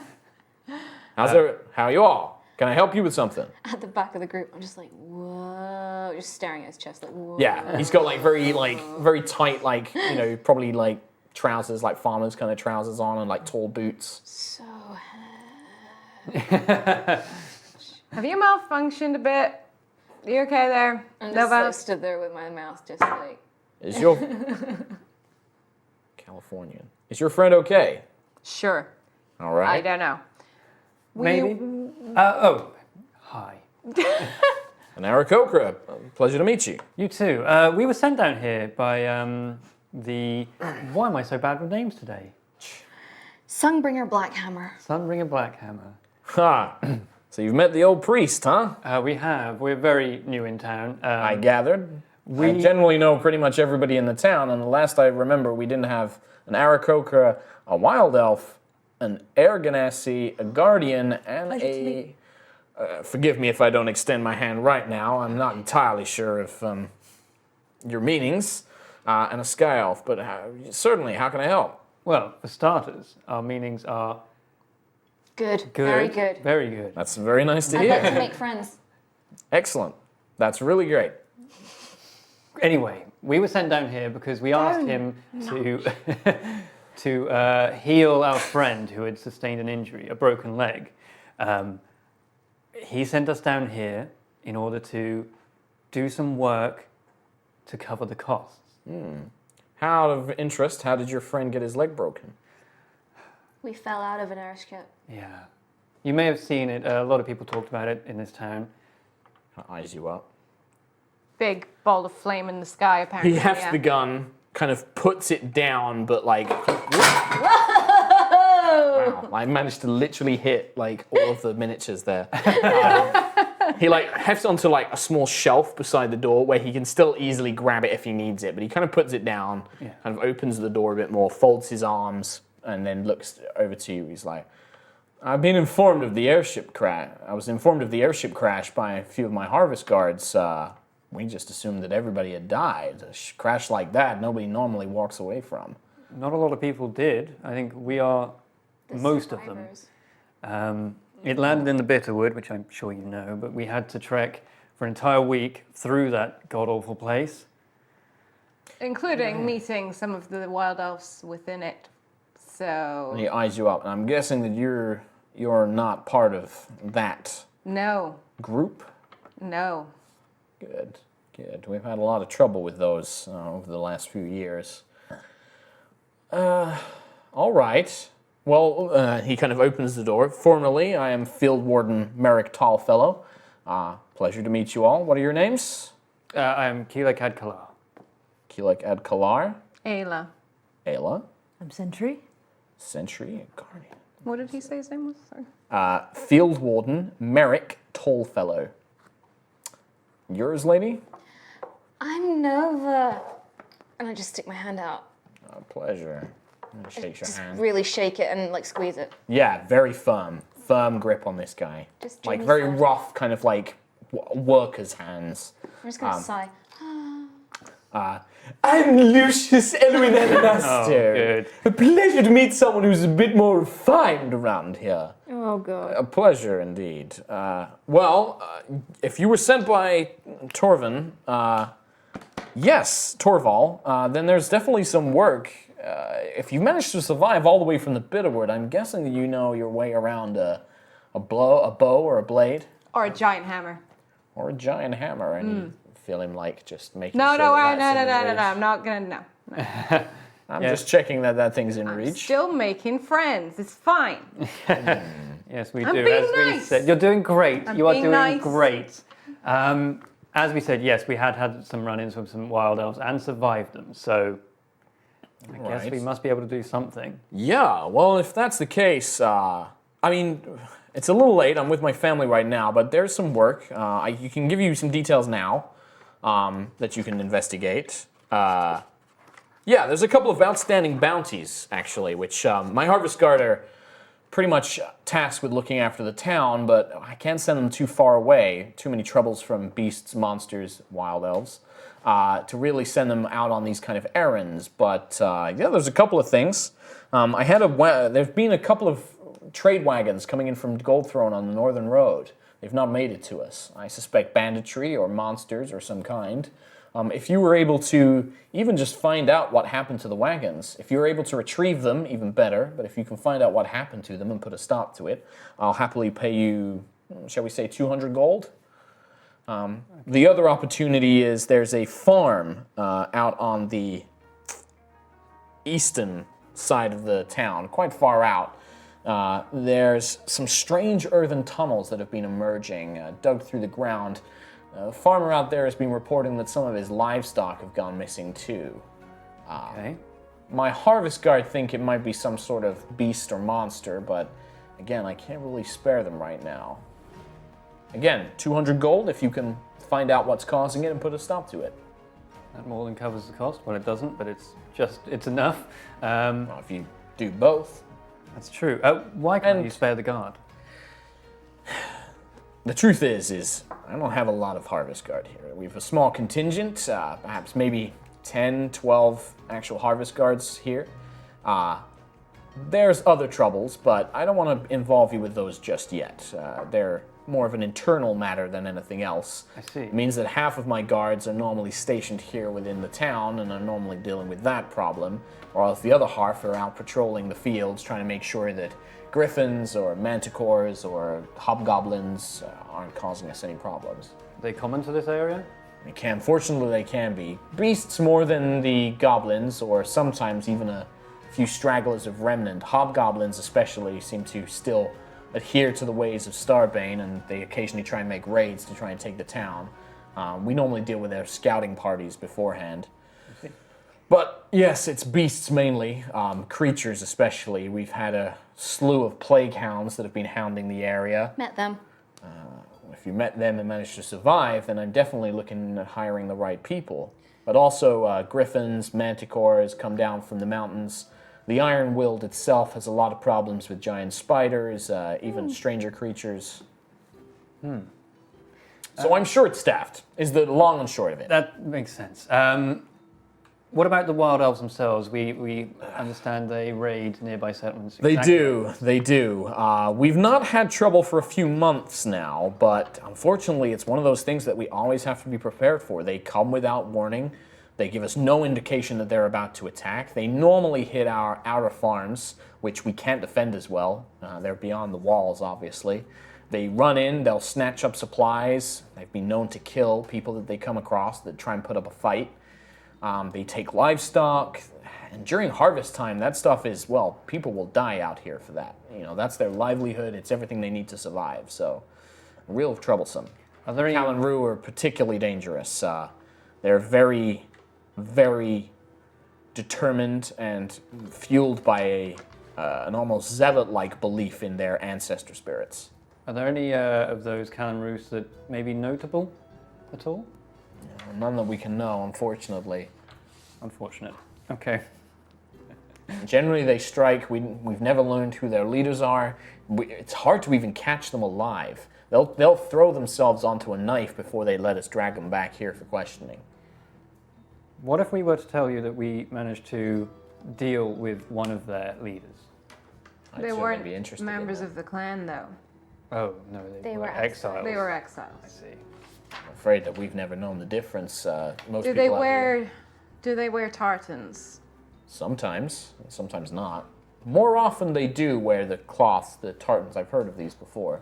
Then they are with the clan. If they don't wear it, they're an exile. I think it's some of the more southern farms have been hit by ones without. They'll raid them, take a few things, a few supplies, but they were smaller attacks. The ones with the cloth, they attack in larger numbers. They have horses, they come on armored bears sometimes. Oh, no. Good to know. It's a good thing we never dealt with any of those. Yeah. They're my harvest. I mean, that's why my numbers are so short. We've had trouble re-recruiting. We've lost a lot over the last few years. Goldthrone's not been able to send any more, unfortunately. Is that more than normal, the ones you've lost? Sadly, yes. I mean, ever since the Sundering, the Harvest Guard have really been all that stands between little frontier towns like ours and, well, the monsters. So it's always tough to lose them. It takes a long time to train a Harvest Guard. We teach them little bits of druidic magic. We teach them a little bit about the land. They have to develop their own fighting style, but I mean, they're some of the toughest guards you'll find. Better than that lot down in Bloodfield. Bloodfield? It's a neighboring country. Country's a strong word. It's a neighboring nation far to the west. We've always had difficulties with them. And they're on the continent of Savona, I imagine, yeah. They are, yes.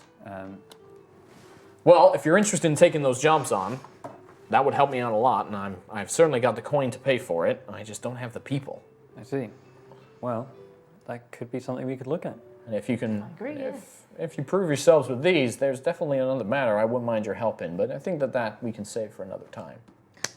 Hi, Nova again. Did you I remember the name. say family? Yep. What members of family? Brothers, sisters, father? He grins. He's like, no, my wife and kids are back there. He kind of grins a little bit. He's like, not that I'm not flattered, of course. I'm just gonna walk out already. No. I'm done. Yeah, flip this table. I'm out. And hey, if we do these jobs well, maybe this town can be a little bit less judgmental about all wild elves. I can't make any promises. You got to remember, these people have been dealing with other wild elves for a while, Of course. a lot of their friends and family have been killed. So, but there's also a lot of people that, I mean, look, if you're not attacking them and you're going to offer a hand, they'll treat you just like anybody else.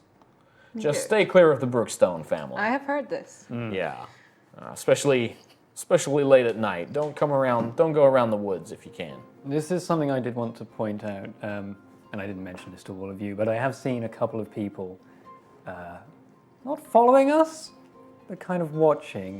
Do you happen to know who they could be? Yeah, that's gonna be Brookstone's boys. Why don't y'all come inside, and I'll let you out the back door. Well, thank you very much. And with that, we're going to exits 5 to 8, actually. Ooh, wowza. Time flies with a bit of role play. Amazing. So we're going to read some donations, try and rattle through these quickly, because Sam's got to go. We're going to finish on time. Awesome. Thanks very much. What a lovely little RP episode. Yeah, I loved it. Married? No. Welcome to our High Rollers tradition, new viewers, cock blocking Kim. Judo never time. finds love. So good to be back. Gray Holy crap. subbed. Can we lose the subs? Sorry, Sam. I'm sorry, guys. I would read out subs, but we're not going to probably have time to do those. Thank you very much. Oliver Envey donated. Thank you very much for the donation. No message. Thank you very much.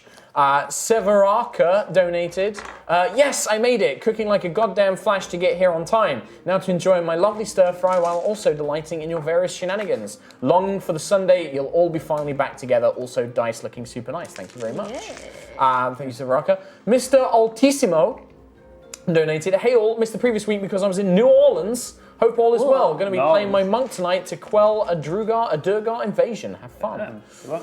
Elvish Costello, that's a great name. Yes. My first time catching you guys live. Discovered High Rollers a few months ago and have caught up with the old stuff to about a year ago, which means I'm now watching 3 campaigns at the same time. Thanks for inspiring me to DM, Mark. You da best. Thanks very much, Elvish Costello. Great name. Nautilix donated. High Rollers back. Rhiannon's back. Picard is back. Yeah. Definitely an above average weekend. Loving Mark's impressions of Lucius, and belated congratulations for Kim on her engagement. Thank you very much. And then, lovely Nightjar. More dice. Sigh. Opens wallet. You'll need to start selling a branded dice box at this rate. Also, Mark, that Lucius voice is utter perfection. Yeah, he doesn't even need to be here. Yeah. Do you want to take over? Sure. Jason G95 donated a hundo. Oh, Oh my I had a goodness. drink at the same time you said that.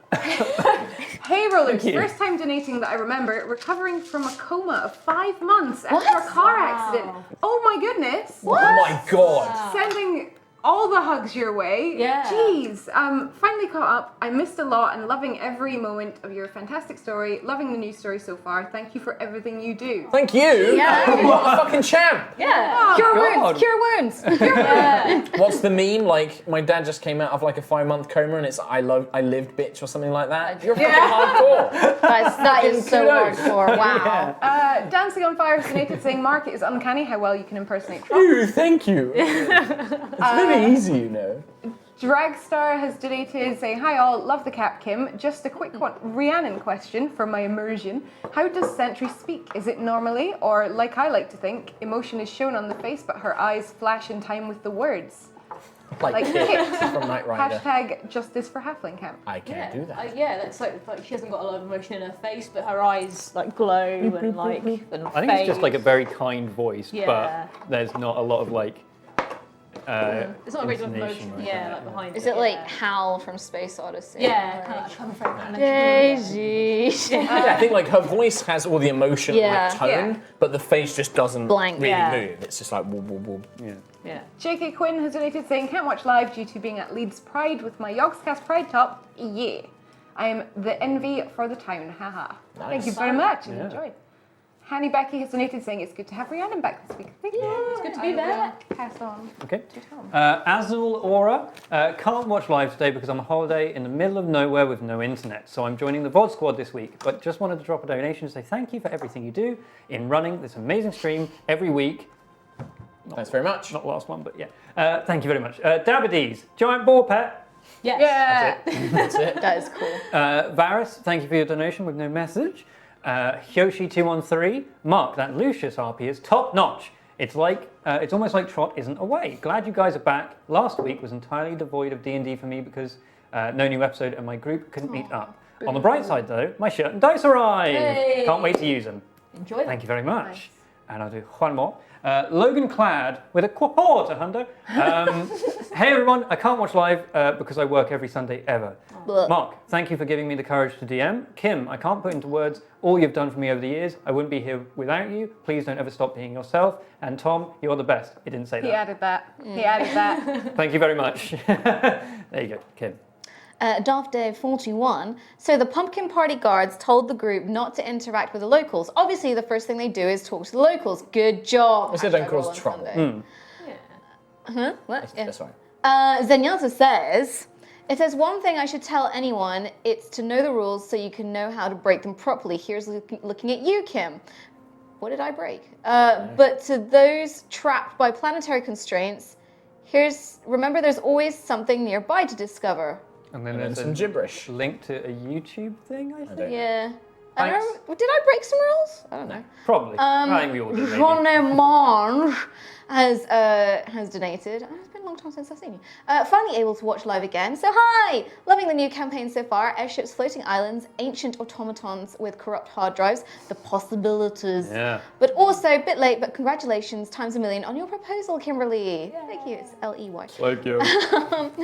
Metamanu has donated. Yay! Civilization! Oh, I feel so good. Wait, what kind of establishment is this? Perfectly normal tavern. Mark's impression of Lucius is so good. I love it. Over to you, kiddo. Awesome, thank you. Ace of Thorns has donated, saying, Trot not here, but I can hear Lucius perfectly. Wink. Will the party catch a goddamn break this week? Have I already jinxed it? Do the party actually need any help in that respect? Stay tuned to this channel for further developments. P.S. Hugs. Well, thank you very much. Thank you. Feel the Owl has donated and said, I'm so glad I finally was able to catch the stream live. I've been part of this VOD squad for almost 2 years now. Wow. And I couldn't be happier that this is the first stream ever that I've watched. Wow. Perfect to make my own homemade spell cards too. Good idea. Thank you very Nice. much. And Caden's Corner donated and said, so glad I was home in time for this. Saw Hamilton last night and one of the merch ladies saw I was wearing a Yogg shirt and we started chatting about you guys. So there we go. It's amazing. Hamilton know the Yogs. That's How cool our is in. that? That's how we're in. That's how I can be in it. Here we go. I'm going to be Hamilton. And oh my, it's Awkward Dog Boner again. Oh, here we go. For a boner news live on Channel 69. Local village woman mortified claims to have witnessed a living robot lady. New tavern trend of serving heated plates and forbidden disguised self-services. And this week's top 10 hottest harvest guards, hashtag Bone on Sunday. Thank you Nice. very much, Awkward Dog Boner. Over to you, Mark. And then just one last one from Bastek with no message. Thank you very much, Bastek. Awesome. Thank you very much. Last thing, solution for le puzzle. So the solution from the puzzle, and remember you can go over to brilliant.org and search for red-eyed dragons if you want to explore this solution and other solutions around it more. But for now, all the dragons leave on the third day. And for a longer explanation, say the dragons are called Bob, Corey, and Dennis. Bob, Named the dragons. I think brilliant name to the dragons. And Kim has really much well, reflavoured this. just to make it simpler, I thought let's not reflavor it to like Balthazar and all that. But here you go.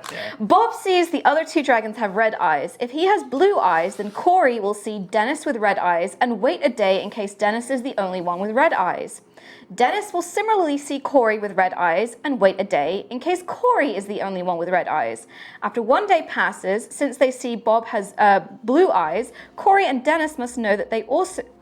That's a typo. Red eyes, Corey and Dennis must also know that they have red eyes and leave on the second day. Thus, if Bob has blue eyes, the other two dragons would leave on day 2. Since this doesn't happen, so it wasn't a typo before, since this doesn't happen, Bob figures out that he has red eyes on day 3. Similarly, all the other dragons figure out the same thing, so they all leave the island on the 3rd day.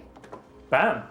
There it is. Dragons, no problem. But yeah, check out brilliant.org and look for red-eyed dragons and use our code to get subscribed up. And also, check out D&D Beyond, because it's great. We love it. Yes. And that's very, it. Very good. That's it for this week. We'll be back next week for more D&D fun, more stuff coming soon. The players had a break this week. They didn't have to fight that much.